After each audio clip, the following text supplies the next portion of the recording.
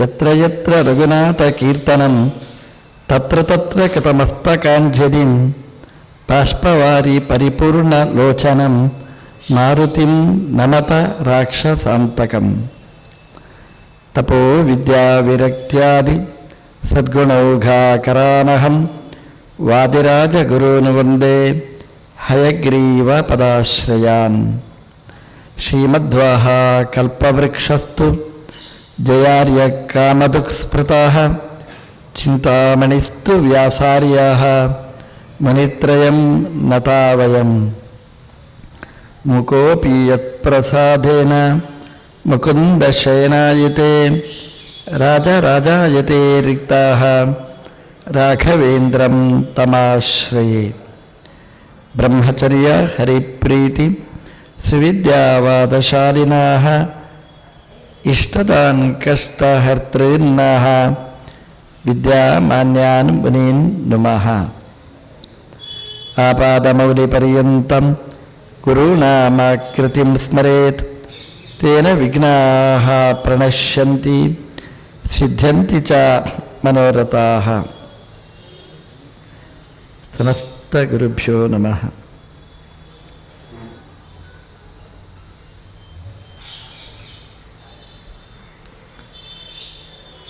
ಸುಂದರಕಾಂಡದ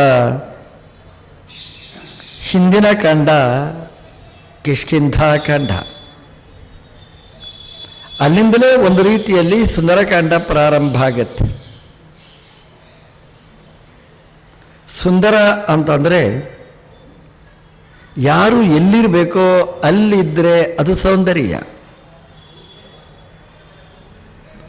ಎಲ್ಲಿ ಇರಬಾರ್ದೋ ಅಲ್ಲಿದ್ದರೆ ಅದೇ ದುರ್ಗಂಧ, ಕೊಳಕು. ಗಂಡ ಹೆಂಡತಿ ಒಟ್ಟಿಗಿರಬೇಕು, ಇದು ಸೌಂದರ್ಯ. ಮದುವೆಯಾಗುವುದಕ್ಕಿಂತ ಮುಂಚೆ ಹುಡುಗ ಹುಡುಗಿ ಒಟ್ಟಾಗಬಾರ್ದು, ಮದುವೆಯಾದ ಮೇಲೆ ಬಿಟ್ಟಿರಬಾರ್ದು. ಎರಡೂ ಸೌಂದರ್ಯಕ್ಕೆ ವಿರೋಧಿಯಾದ್ದು. ರಾಮದೇವರು ಮದುವೆಯಾಗುವುದಕ್ಕಿಂತ ಮುಂಚೆ ಹೆಣ್ಣನ್ನು ಕಣ್ಣೆತ್ತಿ ನೋಡಿದವರಲ್ಲ. ಸೀತಾದೇವಿ ಮುಂದೆ ಬಂದು ನಿಂತರೂ ಕಣ್ಣೆತ್ತಿ ನೋಡಲಿಲ್ಲ, ಮದುವೆಯಾದ ಮೇಲೆ ಬಿಟ್ಟಿರಲಿಲ್ಲ. ಆದರೆ ಮಹಾಪಾಪಿಯಾದಂತಹ ರಾವಣ ಮಾರೀಚನ ಮೂಲಕ ಸೀತಾ ಪ್ರತಿಕೃತಿಯನ್ನು ಅಪಹರಿಸಿಕೊಂಡು ಹೋದ. ಸೀತಾದೇವಿಯನ್ನು ತನ್ನ ಲಂಕೆಯಲ್ಲಿ ಶಿಂಶಪಾವೃಕ್ಷದ ಬುಡದಲ್ಲಿ ಅಡಗಿಸಿಟ್ಟ. ಎಂತಹ ಪಾಪಿ! ಇದು ಸೌಂದರ್ಯಕ್ಕೆ ಅತ್ಯಂತ ವಿರೋಧಿಯಾದಂಥದ್ದು. ಮನಸ್ಸಿನ ಕಶ್ಮಲ ಒಂದು ರೀತಿಯಲ್ಲಿ ದೇಶದ ಮೇಲೆ ಪರಿಣಾಮ ಬೀರುವಂಥದ್ದು, ಇಡೀ ಪ್ರಪಂಚದ ಮೇಲೆ ಪ್ರಭಾವ ಬೀರುವಂಥದ್ದು. ರಾಮ ಸೀತಾದೇವಿಯರು ಅನ್ಯೋನ್ಯವಾಗಿದ್ದರು. ಸೀತಾದೇವಿ ಕಾಡಿಗೆ ಹೋಗಬೇಕು ಅಂತ ಕೈಕೆಯ ಪ್ರತಿಜ್ಞೆಯಲ್ಲಿ ಸೇರಿರಲಿಲ್ಲ. ರಾಮ ಕಾಡಿಗೆ ಹೋಗಬೇಕು ಅಷ್ಟೇ ಇದ್ದದ್ದು. ರಾಮ ಅಂದರೆ ಸೀತೆಯನ್ನು ಬಿಟ್ಟಿಲ್ಲ, ಸೀತಾ ಅಂದರೆ ರಾಮನನ್ನು ಬಿಟ್ಟಿಲ್ಲ. ಇದು ಅನ್ಯೋನ್ಯವಾದ ತತ್ವ. ಇದು ರಾಮಾಯಣದ ಸಾರ. ರಾಮಾಯಣ ಅಂದರೆ ಎರಡರ್ಥ ಅದಕ್ಕೆ. ರಾಮನಿಗೆ ಅಯನ, ರಾಮ ಅಂದರೆ ಸೀತಾದೇವಿಗೆ ಅಯನ, ಆಶ್ರಯವಾದ್ದು. ರಾವಣ ಅದನ್ನು ಬೇರ್ಪಡಿಸಿದ. ರಾಮ ಒಂದು ಕಡೆಯಲ್ಲಿ, ಸೀತೆ ಇನ್ನೊಂದು ಕಡೆಯಲ್ಲಿ. ಇದು ಒಟ್ಟಾಗಬೇಕು. ರಾಮ ಮತ್ತು ಸೀತೆ ಒಟ್ಟಾಗಬೇಕು. ರಾಮ ಸೀತೆಯರು ಬೇರೆ ಬೇರೆ ಇರಬಾರದು. ಇದು ಮಾಡಿದ್ದು ಸುಂದರಕಾಂಡದಲ್ಲಿ. ಹಾಗಾಗಿದ್ದಕ್ಕೆ ಸುಂದರ, ಇದು ಸೌಂದರ್ಯ. ಯಾರು ಎಲ್ಲಿರಬೇಕೋ ಅಲ್ಲಿರುವ ಹಾಗೆ ಬೇಕಾದ ಮಾತುಕತೆ ನಡೆದದ್ದು ಸುಂದರಕಾಂಡದಲ್ಲಿ. ಸೀತೆಯನ್ನು ಅಪಹಾರ ಮಾಡಿದ ರಾವಣ.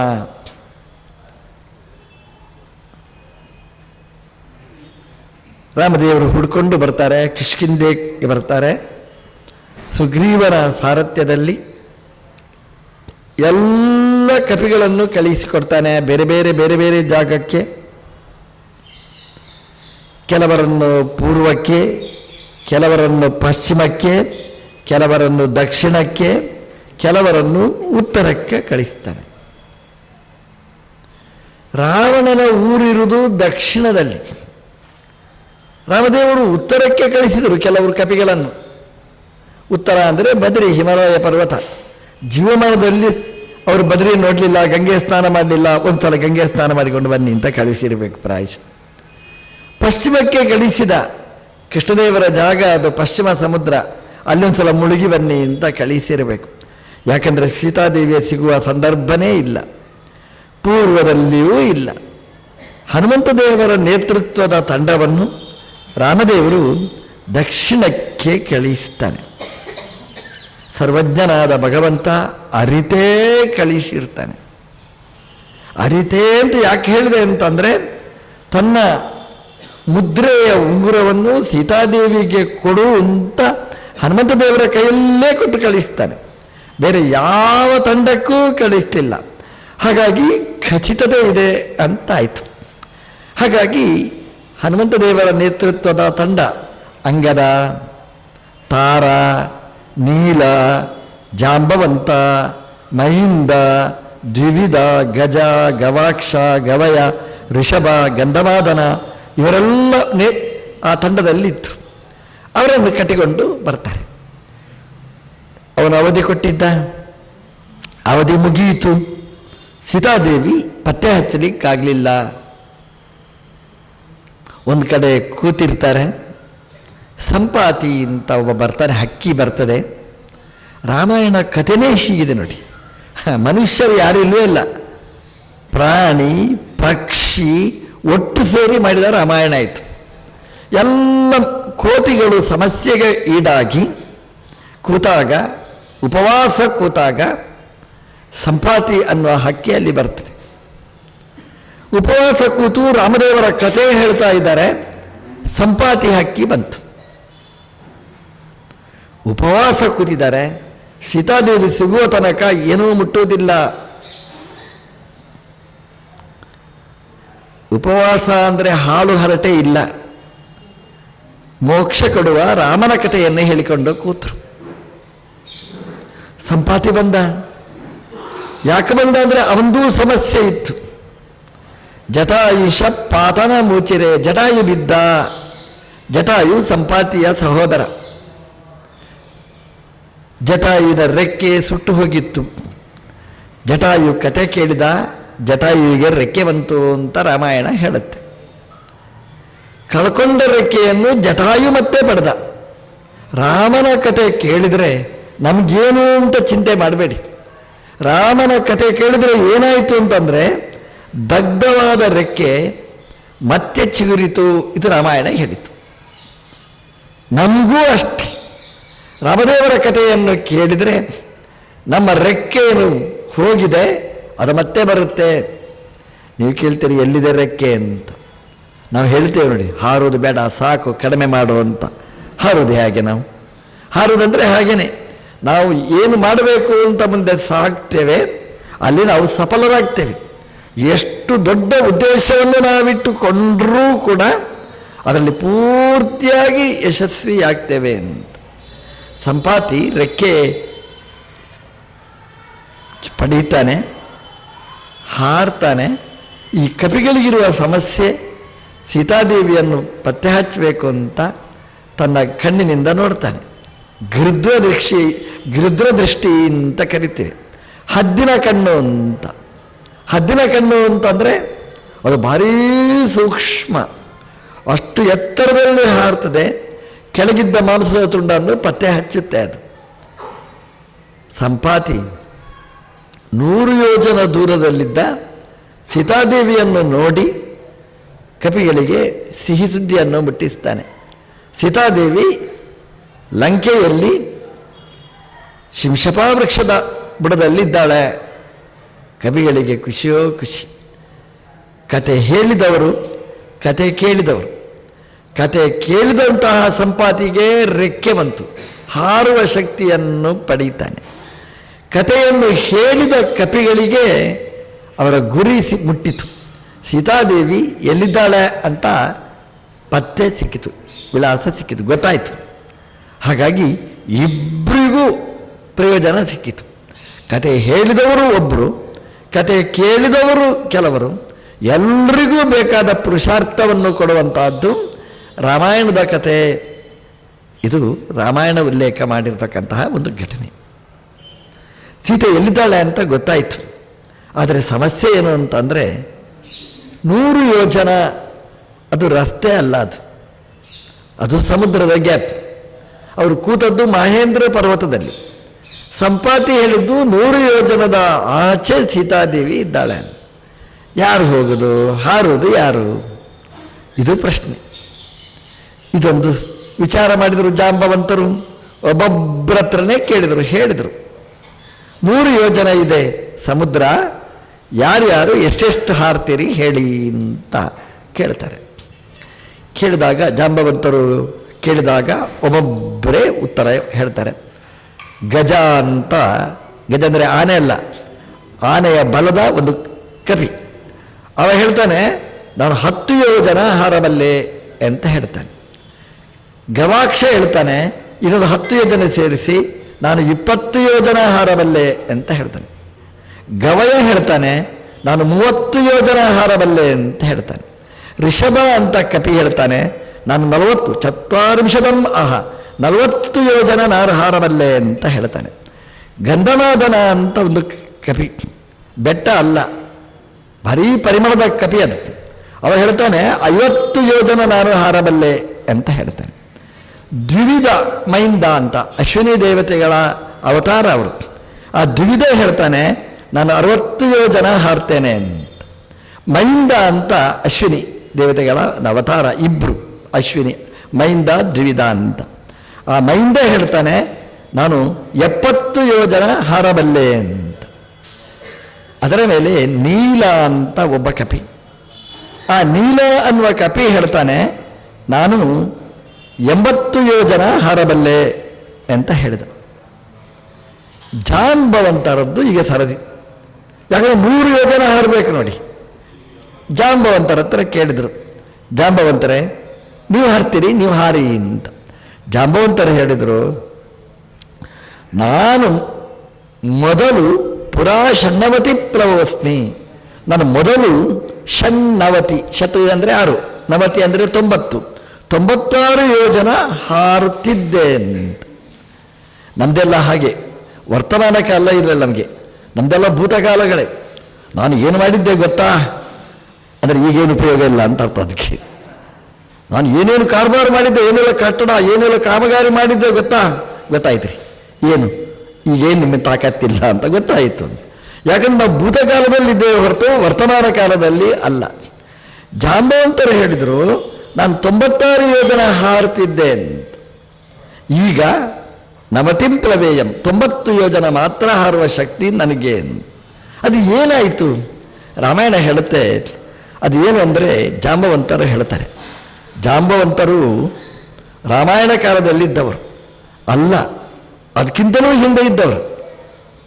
ಅವರ ಕಾಲ ಈ ವಾಮನ ಬಲಿಯತ್ರ ದಾನ ಬೇಡಿ 3 ಅಡಿ ದಾನದ ನೆಪದಿಂದ ಭೂವ್ಯೋಮ ವ್ಯಾಪಿಸ್ತಾನೆ. ಜಾಂಬವಂತರು ಅಲ್ಲಿದ್ದರು. ಅವರಿಗೆ ಖುಷಿಯಾಯಿತು. ಜಾಂಬವಂತರಿಗೆ ಎಷ್ಟು ಖುಷಿಯಾಯಿತು ಅವರಿಗೆ ಅಂತ ಅಂದರೆ, ಒಂದು ನಗಾರಿ ತನ್ನ ಕತ್ತಿಗೆ ಹಾಕ್ಕೊಂಡು ಊರಿಡೀ ಪ್ರಯಾಣ ಮಾಡಿದರು. ಆ ತ್ರಿವಿಕ್ರಮ ದೇವರಿಗೆ ಒಂದು ಪ್ರದಕ್ಷಿಣೆ ಬರಬೇಕು ಅಂತ ಹೊರಟರು. ಒಂದು ಪ್ರದಕ್ಷಿಣೆ ಬಂದರಂತೆ. ನಂದಿ ರವಂ ಪ್ರಕುರುವತ, ನಗಾರಿಯಲ್ಲಿ ಬಾರಿಸಿ ಬಾರಿಸಿ ನಮ್ಮ ದೇವರು ಆಕಾಶ ಇಡೀ ವ್ಯಾಪಿಸಿದ ಅಂತ ಆ ಖುಷಿಯನ್ನು ಎಲ್ಲರ ಜೊತೆಗೆ ಹಂಚಿಕೊಂಡ್ರು. ಹೋಗುವಾಗ ಆ ಖುಷಿಯಲ್ಲಿ ಹಾರಿಕೊಂಡು ಹೋಗುವಾಗ ಕಾಲಿಗೆ ಪೆಟ್ಟಾಯ್ತು ಅವರಿಗೆ. ಈ ಮೇರು ಪರ್ವತ ತಾಗಿತ್ತು. ಹಾಗಾಗುತ್ತೆ ನೋಡಿ, ಖುಷಿಯಲ್ಲಿ ಗಂಟೆ ಬಾರಿಸಿ ಚೆಂಡೆ ಬಾರಿಸಿ ಹೋಗುವಾಗ ಆ ಕುಡಿಯುವ ರಭಸದಲ್ಲಿ ಯಾವುದೋ ಒಂದಕ್ಕೆ ಡಿಕ್ಕಿ ಹೊಡೆದು ಕೈ ಕಾಲು ಬಿಟ್ಟು ಅನ್ಕೊಳ್ತೇವೆ ನಾವು. ಅವ್ರು ಹೇಳ್ತಾರೆ ಆಕಾಶದಲ್ಲಿ ಹಾರಿಕೊಂಡು ಹೋಗುವಾಗ ಮೇರು ಪರ್ವತ ಗಂಟಿಗೆ ತಾಗಿ ಸ್ವಲ್ಪ ಗಂಟು ನೋವು. ನಮ್ಮ ದೇಶದಲ್ಲಿ ಗಂಟು ನೋವು ಅಂತ ಅಲ್ಲಿವರೆಗೆ ಇರಲಿಲ್ಲ, ಅವತ್ತು ಪ್ರಾರಂಭ ಆದ್ದು. ಗಂಟು ನೋವು, ಮೊಣಗಂಟು ನೋವು, ಕಾಲು ನೋವು, ಸೊಂಟ ನೋವು ಅಂತೆಲ್ಲ ಪ್ರಾರಂಭ ಆದ್ದು. ಅವ್ರು ಹೇಳಿದ್ರು ಗಂಟು ನೋವು ಪ್ರಾರಂಭ ಆಯಿತು. ಅವತ್ತು ಪ್ರಾರಂಭ ಆದ ರೋಗ ಇನ್ನೂ ಕಡಿಮೆ ಆಗಲಿಲ್ಲ. ಹಾಗಾಗಿ ರಾಮಾಯಣಕ್ಕೆ ಬಂದರೂ ಅಷ್ಟು ಹಾರಲಿಕ್ಕಾಗುವುದಿಲ್ಲ. ಮೊದಲಂದ್ರೆಷ್ಟು 96 ಯೋಜನೆ ಜಾಸ್ತಿ, 90 ಯೋಜನ ಹಾರಬಲ್ಲೆ ಅಂತ ಹೇಳಿದರು. ಕೊನೆಗೆ ಯುವರಾಜರು ಅಂಗದನ ಹತ್ರ ಕೇಳಿದರು. ಅಂಗದ ಅಂದರೆ ಚಂದ್ರನ ಅವತಾರ. ಅಂಗದನ ಹತ್ರ ಕೇಳಿದರು, ಯುವರಾಜರೇ ನೀವೆಷ್ಟು ಹಾರ್ತೀರಿ? 100 100 ಯೋಜನ ಹಾರ್ತೇನೆ ಅಂತ ಹೇಳಿದ್ರು. ಎಲ್ರಿಗೂ ಖುಷಿ ಆಯಿತು. ಯಾಕೆಂದರೆ 10ರಿಂದ ಪ್ರಾರಂಭ ಆಯಿತು. 10, 20, 30, 40, 50, 60, 70, 80, 90. ಅದು ಏನಾದರೂ ಮುಳುಗುವ ಕೇಸೆ. 10 ಯೋಜನ ಆದರೆ ಈಚೆ ಸಮುದ್ರಕ್ಕೆ ಬೀಳೋದು, 90 ಅಂತಂದರೆ ರಾವಣನಕ್ಕೆ ಹತ್ತಿರದ ಸಮುದ್ರಕ್ಕೆ ಬೀಳೋದು. ಏನಾದರೂ ಮುಳುಗುವ ಕೇಸೆ ಹೊರತು ವ್ಯವಹಾರಕ್ಕೆ ಬರುವಂಥದ್ದಲ್ಲ. ಯುವರಾಜರದ್ದು ಸ್ವಲ್ಪ ಭರವಸೆ. ಯಾಕಂದರೆ 100 ಯೋಜನ ಹಾರ್ತೇನೆ ಅಂತ ಹೇಳಿದರು. ಶಾಬಾಷ್, ಎಲ್ಲರೂ ಕ್ಲಾಪ್ಸ್ ಹಾಕಿದರು. ಮಾಲೆ ತಂದರು, ಅಲ್ಲಿದ್ದ ಪುಷ್ಪದ ಮಾಲಿಕೆ ಬೀಡು ತಂದರು. ಅಂಗದ ಹೇಳಿದ, ನನ್ನ ಉಪನ್ಯಾಸ ಮುಗಿಲಿಲ್ಲ, ಚೂರು ಕೇಳಿ ಅಂತ ಹೇಳಿದ. ಗಡಿಬಿಡಿ ಮಾಡಬೇಡಿ ಅಂತ. ಅಲ್ಲ, ನೀನು 100 ಹಾರ್ತೇನೆ. ಹೌದು, ಕೇಳಿ ಅಂತ ಹೇಳಿದ. 100 ನತತೋಬಿದಾನೆ, 100 ಯೋಜನ ಹಾರ್ತೇನೆ. ಆಮೇಲೆ ನನಗೆ ಗೊತ್ತಿಲ್ಲ, ಏನು ಗೊತ್ತಾಗೋದಿಲ್ಲ ಅಂತ. ಇದೇನಾಯಿತು ಅಂತಂದರೆ, ರಾವಣನಿಗೆ ಒಂದು ಒಳ್ಳೆಯ ಆಹಾರ ಕೊಟ್ಟ ಹಾಗೆ ಆಯಿತು. ಇಲ್ಲಿಂದ ಹಾರಿದ 100 ಯೋಜನ, ಅಂದರೆ ಲಂಕೆಗೆ ಹೋಗಿ ಬಿದ್ದ. ಆಮೇಲೆ ಎತ್ತುಕೊಂಡು ಬರಬೇಕಾದ್ರೆ ಆ್ಯಂಬುಲೆನ್ಸೇ ಬರಬೇಕು. ಹಾಗಾಗಿ ಈ ಯಾರನ್ನು ಹಿಡ್ಕೊಂಡ್ರೂ ಉಪಯೋಗಕ್ಕೆ ಬರುವುದಿಲ್ಲ ಅಂತಾಯಿತು. ಒಬ್ಬ ಸಮುದ್ರದಲ್ಲಿ ಮುಳುಗುವವ, ಒಂದು ಲಂಕೆಗೆ ಹೋಗಿ ಬೀಳುವವ. ಎಲ್ಲ ಬೀಳುವಕ್ಕೆ ಹೊರತು ಎದ್ದು ಸೀತೆಯನ್ನು ಪತ್ತೆ ಹಚ್ಚಿ ನೋಡಿಕೊಂಡು ಬರುವವರು ಯಾರೂ ಇಲ್ಲ ಅಂತಾಯಿತು. ಕೊನೆಗೆ ನೋಡಿದರು ಜಾಂಬವಂತರು. ಈ ಸ್ಪರ್ಧಾ ಕಣಕ್ಕೆ ಇಳಿಯದೆ ದೂರದಲ್ಲಿ ಕೂತು ರಾಮ ರಾಮ ಅಂತ ಜಪ ಮಾಡುವ ಹನುಮಂತ ದೇವರ ಹತ್ರ ಬಂದರು. ಹನುಮಂತ ದೇವರು ಈ ಸ್ಪರ್ಧೆಯಲ್ಲೇ ಬರಲಿಲ್ಲ. ನೀನೆಷ್ಟು ಆರ್ತಿ ಆ ಸ್ಪರ್ಧೆಯಲ್ಲೇ ಇಲ್ಲ. ಯಾಕೆ? ಸ್ಪರ್ಧಾತೀತರು. ಒಲಿಂಪಿಕ್ಕಲ್ಲಿ ಅವರು ಭಾಗವಹಿಸಿದ್ರೆ ಎಲ್ಲ ಕಡೆ ಕಪ್ಪು ಅವರಿಗೇ ಬರ್ತಿತ್ತು, ಉಳಿದವರ ಮುಖ ಎಲ್ಲ ಕಪ್ಪಾಗಿ ಬಿಡ್ತಿತ್ತು. ಸ್ಪರ್ಧೆಗೆ ಇಳಿಯಲಿಲ್ಲ. ಅವರು ದೂರದಲ್ಲಿ ನಿಂತಿದ್ರು. ಹನುಮಂತ ದೇವರ ಹತ್ರ ಬಂದು ಕೈ ಮುಗಿದು ಜಾಂಬವಂತರು ಎಲ್ಲ ಕಪಿಗಳ ಪರವಾಗಿ ಬಿನ್ನಹವನ್ನು ಸಲ್ಲಿಸ್ತಾರೆ. ಹನುಮ, ನೀನೊಬ್ಬನೇ ಹಾರಲಿಕ್ಕೆ ಸಮರ್ಥ, ನೀನೇ ಹಾರಿ ಸೀತಾದೇವಿಯನ್ನು ಪತ್ತೆ ಹಚ್ಚಿಕೊಂಡು ಬರಬೇಕು ಅಂತ. ಅಲ್ಲಿ ಆ ಘಟ್ಟ ತುಂಬ ಚೆನ್ನಾಗಿದೆ. ಹನುಮನ ಪರಿಚಯ ಮಾಡಿಸ್ತಾರೆ. ನೀನು ಅಂಜನಾದೇವಿಯ ಸುಪುತ್ರ ಅಂತ ಹೇಳ್ತಾರೆ. ಅಂಜನಾ ಕೇಸರಿಯ ದಾಂಪತ್ಯದಲ್ಲಿ ಭೂಮಿಗೆ ಬಂದವ. ಕೇಸರಿಯ ಹೆಂಡತಿ ಅಂಜನಾದೇವಿ, ಆದರೆ ನೀನು ಕೇಸರಿಯ ಹೆಂಡತಿಯ ಮಗ ಹೊರತು ಕೇಸರಿಯ ಮಗ ಅಲ್ಲ. ಅಂದರೆ ವಾಯುದೇವರ ಅನುಗ್ರಹದಿಂದ ನೀನು ಅವತಾರ ಮಾಡಿದವ. ವಾಯುಪುತ್ರ ಪವನಪುತ್ರ, ಅಂದರೆ ವಾಯುದೇವರೇ. ಪವನಪುತ್ರ ಅಂದರೆ ವಾಯುವಿಗಿಂತ ಬೇರೆ ಅಲ್ಲ, ವಾಯುದೇವರೇ ಅಂಜನಾದೇವಿಯಲ್ಲಿ ಪ್ರವೇಶ ಮಾಡಿ ಹನುಮನಾಗಿ ಅವತರಿಸಿತ್ತು. ಅದನ್ನು ಹೇಳ್ತಾರೆ. ಇಡೀ ಜಗತ್ತಿಗೆ ಗಾಳಿ ಉಸಿರನ್ನು ಕೊಡುವ ವಾಯುದೇವರು ಅದು ನೀನು. ನೀನಿಲ್ಲದ ಬದುಕೇ ಇಲ್ಲ. ಒಬ್ಬ ಬದುಕಿದ್ದಾನೆ ಅಂತಂದರೆ ನೀನು ಕಾರಣ. ಮನೆಯಲ್ಲಿ ನಮಗೆ ತೀರ್ಮಾನ ಮಾಡಲಿಕ್ಕಾಗುವುದಿಲ್ಲ, ಡಾಕ್ಟ್ರಿಗೆ ಕಳಿಸ್ತೇವೆ.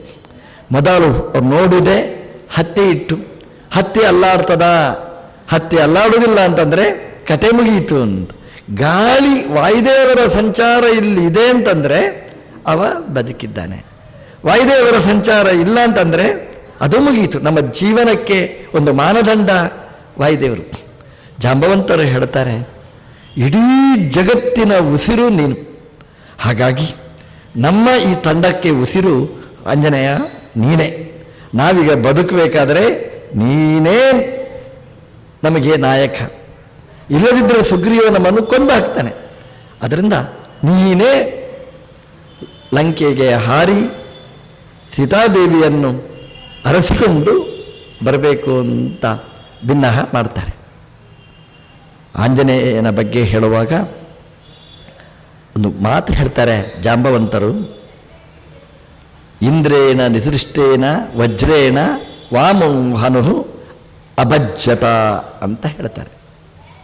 ತೇನ ಹನುಮಾನ್ ನಾಮ, ಇದು ವಾಲ್ಮೀಕಿ ರಾಮಾಯಣದಲ್ಲಿ ಸಿಗುವ ಆ ಹನುಮಾನ್ ಎಂಬ ಹೆಸರಿನ ಔಚಿತ್ಯವನ್ನು ಹೇಳಿದ್ದಾರೆ. ಹನುಮಂತ ದೇವರು ಅವತಾರ ಮಾಡಿದರು. ನಾವೆಲ್ಲ ಹುಟ್ಟುವುದು, ದೇವತೆಗಳು ಅವತಾರ ಮಾಡೋದು, ವ್ಯತ್ಯಾಸ ಇದೆ. ನಾವು ನಮ್ಮ ಪ್ರಾರಬ್ಧದಿಂದ ಹುಟ್ಟುವುದಷ್ಟೇ. ದೇವತೆಗಳು ಪ್ರಾರಬ್ಧ ಗ್ರಹಚಾರಕ್ಕೆ ಬರುವುದಲ್ಲ, ನಮ್ಮ ಗ್ರಹಚಾರ ಬಿಡಿಸಲಿಕ್ಕೆ ಬರುವುದು. ಅವರು ಅವತಾರ ಮೇಲಿನಿಂದ ಕೆಳಗಿಳಿದು ಬರುವುದು. ಹನುಮಂತ ದೇವರ ಅವತಾರ ಆಯಿತು. ಮೇಲೆ ಆಕಾಶದಲ್ಲಿ ನೋಡ್ತಾರೆ, ಸೂರ್ಯ ಕೆಂಪಾಗಿದ್ದ. ಅಮ್ಮನ ಹತ್ರ ಹೇಳಿದ್ರು, ಅಂಜನಾದೇವಿ ಹತ್ರ, ನಾನು ಮೇಲೆ ಹಾರ್ತೇನೆ, ಫಲ ಇದೆ ಎಂದು ಸೂರ್ಯಮಂಡಲಕ್ಕೆ ಹಾರಿದರು. ಜಾಂಬವಂತರು ಹೇಳೋದು, ಹನುಮ ನೀನು ಹುಟ್ಟಿದ ಮರುಕ್ಷಣದಲ್ಲಿ ಆಕಾಶದಲ್ಲಿ ಮಿನುಗುವ ಆ ಸೂರ್ಯ ಫಲ ಅಂತ ತೀರ್ಮಾನ ಮಾಡಿ ಆಕಾಶಕ್ಕೆ ಹಾರಿದವ ನೀನು. ಆಕಾಶಕ್ಕೆ ಹಾರಿದ, ಆಕಾಶ ಅಂದರೆ ಎಲ್ಲಿ? ಸೂರ್ಯಮಂಡಲಕ್ಕೆ ಹಾರಬೇಕು. ಚಂದ್ರಮಂಡಲಕ್ಕೆ ಹಾರಿ ಬಂದವರಿದ್ದಾರೆ, ಸೂರ್ಯಮಂಡಲಕ್ಕೆ ಹಾರಬೇಕು. ಸೂರ್ಯಮಂಡಲಕ್ಕೆ ನೀನು ಹಾರಿದ್ದಿ ಅಂತಂದರೆ ಇವತ್ತು ಸಮುದ್ರ ಹಾರಲಿಕ್ಕೆ ನೀನು ಶಕ್ತನಾದವ ಅಂತ ಹೇಳ್ತಾರೆ. ಆಕಾಶಕ್ಕೆ ನೀನು ಹಾರಿದಿ. ಆವಾಗ ಇಂದ್ರ ಬಂದ, ಸೂರ್ಯನನ್ನು ಮುಟ್ಟಬೇಡ ಅಂತ ತಡೆಯುವುದಲ್ಲ, ವಜ್ರಾಯುಧವನ್ನೇ ಬಿಸಾಡಿದ ಅಂತ ಇಂದ್ರ. ಆ ವಜ್ರಾಯುಧ ಹನುಮನ ಎಡಕ್ಕೆನ್ನೆಗೆ ಬಿತ್ತಂತೆ. ಹನುಮ ಆ ಪರ್ವತದಲ್ಲಿ ನಿಂತ. ರಾಮಾಯಣ ಹೇಳ್ತದೆ, ವಾಮೋಹನು ಅಭಜ್ಯತ, ಎಡಕೆನ್ನೆ ಮುರಿಯಿತು. ಅದಕ್ಕೆ ನಿನಗೆ ಹನುಮಾನ್ ಹೇಳ್ತಾರೆ. ಎಲ್ಲರೂ ಬರೆಯುವ ವ್ಯಾಖ್ಯಾನ ಹೀಗಿದೆ, ಹನುಮನ ಕೆನ್ನೆ ಮುರಿದಿತ್ತು, ಅದಕ್ಕೆ ಹನುಮಾನ್ ಅಂತ ಹೇಳೋದು ಅಂತ. ಈ ಇದು ಈ ಭಾಷೆಯ ಸೌಂದರ್ಯಕ್ಕೆ ವಿರುದ್ಧವಾದ ಕಲ್ಪನೆಗಳು. ಕೆನ್ನೆ ಮುರಿಯಿತು, ಅದಕ್ಕೆ ಹನುಮಾನ್ ಅಂತ ಯಾರಾದರೂ ಹೇಳ್ತಾರ? ದುಡ್ಡಿಲ್ಲ, ಧನವಾನ್ ಅಂತ ಹೇಳ್ತಾರ. ಯಾರಲ್ಲಿ ದುಡ್ಡು ಸಮೃದ್ಧವಾಗಿರ್ತದೆ ಅವರನ್ನು ಧನವಾನ್ ಅಂತ ಕರೀತಾರೆ. ಒಳ್ಳೆಯ ರೂಪವಂತ ಅಂತ ಕರೀತಾರೆ. ಕುರೂಪಿಯನ್ನು ರೂಪವಂತ ಅಂತ ಯಾರಾದರೂ ಕರೀತಾರ? ಪ್ರಶಸ್ತವಾದ ರೂಪ ಇದ್ದರೆ ರೂಪವಾನ್ ಅಂತ ಕರೀತಾರೆ. ಒಳ್ಳೆಯ ಸಂಪತ್ತಿದ್ದರೆ ಧನವಾನ್, ಶ್ರೀಮಾನ್ ಅಂತ ಕರೀತಾರೆ. ಹಾಗೆಯೇ ಹನುಮಾನ್ ಅಂತ ಯಾವಾಗ ಕರೀತಾರೆ? ಒಳ್ಳೆಯ ಕೆನ್ನೆ ಇದ್ದರೆ ಹನುಮಾನ್ ಅಂತ ಕರೀಬೇಕು. ಹನು ಅಂದರೆ ಕೆನ್ನೆಗಳು, ಅದು ಚೆನ್ನಾಗಿದ್ದರೆ ಹನುಮಾನ್ ಅಂತ ಕರಿಬೇಕು. ಈ ಕೆನ್ನೆ ಮುರಿಯಿತು, ಅದಕ್ಕೆ ಹನುಮಾನ್ ಅಂತ ಯಾರಾದರೂ ಕರೀತಾರ? ನನಗಂತೂ ಅನುಮಾನನೇ, ಹನುಮಾನ್ ಅಲ್ಲ ಅದು. ಯಾಕೆಂತಂದರೆ ಕೆನ್ನೆ ಮುರಿದ್ರೆ ಹನುಮಾನ್ ಅಂತ ಯಾಕೆ ಕರಿಬೇಕು? ಅಲ್ಲ, ಅದೇನು ಅಂತಂದರೆ ಅದನ್ನು ಸಂಗ್ರಹ ರಾಮಾಯಣಕಾರರು ತುಂಬ ಚೆನ್ನಾಗಿ ಹೇಳ್ತಾರೆ. ಅದು ಏನು ಅಂತಂದರೆ, ಹನುಮಾನ್ ಇಂದ್ರ ಬೀಸಾಡಿದ್ದು ಹೌದು ವಜ್ರಾಯುಧ, ಆದರೆ ಹನುಮಂತನ ಕೆನ್ನೆ ಮುರಿದಿಲ್ಲ. ಭಂಗೇ ಪ್ರಸಕ್ತೇಪಿ ನಭಂಗ ಮಾಪ. ಇವಾಗ ಭಂಗ ಆಗಬೇಕಿತ್ತು, ಕೆನ್ನೆ ಮುರಿಬೇಕಿತ್ತು, ಕೆನ್ನೆ ಮುರಿಲಿಲ್ಲ. ವಜ್ರಾಯುಧ ಬಿದ್ದರೆ ತಲೆನೇ ಒಳಗೆ ಹೋದ ಪ್ರಸಂಗ ರಾಮಾಯಣದಲ್ಲಿದೆ. ಅವನಿಗೆ ಮುಂಡನೇ ಇರಲಿಲ್ಲ, ಮುಂಡ ರುಂಡದೊಳಗೆ ಹೋಗಿತ್ತು. ಯಾಕೆಂದರೆ ವಜ್ರಾಯುಧ ಬಿದ್ದು ಅಂತ ಕಬಂದ ಅಂತ ಹೇಳ್ತಾರೆ ರಾಮಾಯಣದಲ್ಲಿ. ದೇವೇಂದ್ರನ ವಜ್ರಾಯುಧ ಅಂದರೆ ಎಲ್ಲರೂ ಹೆದರುವವರು.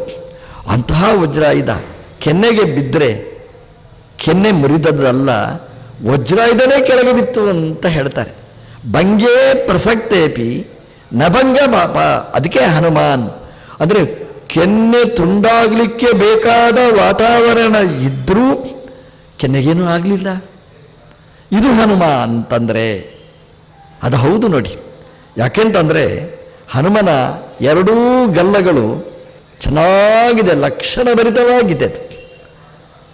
ಇವತ್ತು ಒಂದು ಕೆನ್ನೆ ಮಾತ್ರ ಅಲ್ಲ, ಹನುಮನ ಮುಖ ಅದು ಎರಡೂ ತುಂಬ ಸುಂದರವಾದಂಥದ್ದು. ಅದಕ್ಕೆ ಹನುಮಾನ್ ಅಂತ ಹೇಳ್ತಾರೆ. ಮತ್ತು ವಾಮೋಹನೋ ಅಭಜ್ಯತ ಅಂತಿದೆ. ಅಭಜ್ಯತ ಅಂದರೆ ಅಭಜ್ಯತ, ಮುರಿಲಿಲ್ಲ ಅಂತ ಅರ್ಥ. ವಜ್ರಾಯುಧ ಬಿದ್ದರೂ ಅದೇನೂ ಭಂಗ ಆಗಿ ಭಂಗೇ ಪ್ರಸಕ್ತೇಪಿ ನ ಭಂಗ ಮಾಪ, ಕೆನ್ನೆಗೇನೇನೂ ಆಗಲಿಲ್ಲ.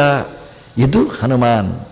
ನಾವು ದಿನಾ ಹನುಮಾನ್ ಅಂತ ಹೇಳುವಾಗ ವಜ್ರಾಯುಧದಂತಹ ಕಠೋರವಾದ ಆಯುಧ ಬಿದ್ದರೂ ಗಾತ್ರಕ್ಕೇನೂ ಆಗಲಿಲ್ಲ. ಅದಕ್ಕೆ ಹನುಮಂತ ದೇವರಿಗೆ ಒಂದು ಚಿಂತನೆ ಇದೆ. ಇವತ್ತು ಬಜರಂಗ ಬಜರಂಗ ಬಲಿ ಬಜರಂಗ ಅಂತ ಹೇಳಿ ಜೈ ಬಜರಂಗ ಅಂತ ಹೇಳ್ತಾರೆ ನೋಡಿ. ಅದೇನು ಬಜರಂಗ ಅಂತಂದರೆ ಬಜರಂಗ ಅಲ್ಲದು, ಅದು ವಜ್ರಾಂಗ ಅಂತ. ಆ ವಾ ಹೋಗಿ ಬಾ ಆಗುತ್ತೆ. ವಾ ಹೇಳಬೇಕಾದ ಜಾಗದಲ್ಲಿ ಬಾ ಅಥವಾ ಬಾ ಹೇಳಬೇಕಾದಲ್ಲಿ ವಾ ಆಚೆ ಈಚೆ ಮಾಡ್ತಾರೆ. ಒಬಯೋರ ಭೇದ ಅಂತ. ಅದು ಬಜರಂಗ ಅಲ್ಲ, ವಜ್ರಾಂಗ. ವಜ್ರಾಂಗ ವಜ್ರ ಗಾತ್ರ ಅದು ಹನುಮನದ್ದು. ಆದ್ದರಿಂದ ವಜ್ರಾಯುಧ ಬಿದ್ದರೂ ವಜ್ರಾಂಗಕ್ಕೆ ಏನೂ ಆಗಲಿಲ್ಲ, ವಜ್ರಾಯುಧಕ್ಕೆ ಅವಮಾನ ಆಯಿತು. ಅದು ಹನುಮ. ನಾವು ಚಿಂತನೆ ಮಾಡೋದು ಹಾಗೆ. ಎಂಥ ಆಯುಧ ಬಿದ್ದರೂ ಕೆನ್ನೆಗೇನೂ ಆಗಲಿಲ್ಲ. ಈ ಕೆನ್ನೆ ಅನ್ನುವಂಥದ್ದು ಸೂಕ್ಷ್ಮವಾದ ಭಾಗ.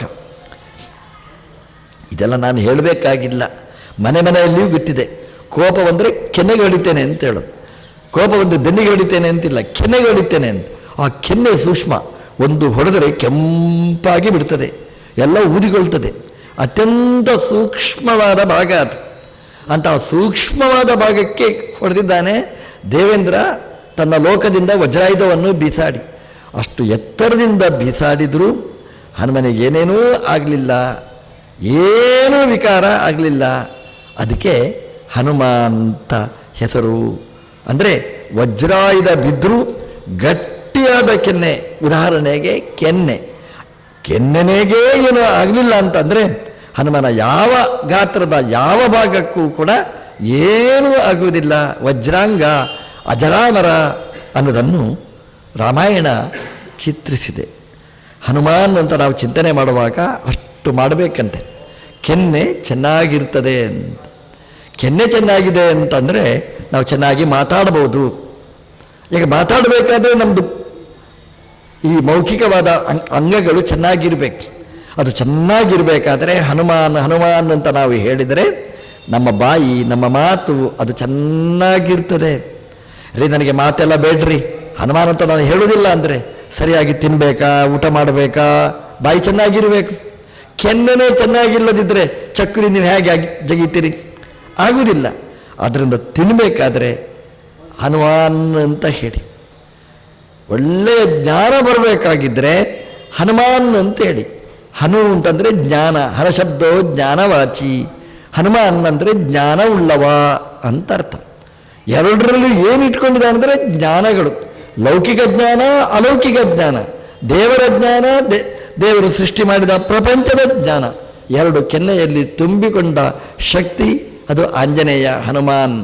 ಅಂತಹ ಹನುಮಂತ ದೇವರನ್ನು ನಾವು ಉಪಾಸನೆ ಮಾಡಿದರೆ ಒಳ್ಳೆಯ ಜ್ಞಾನ ಬರುತ್ತೆ.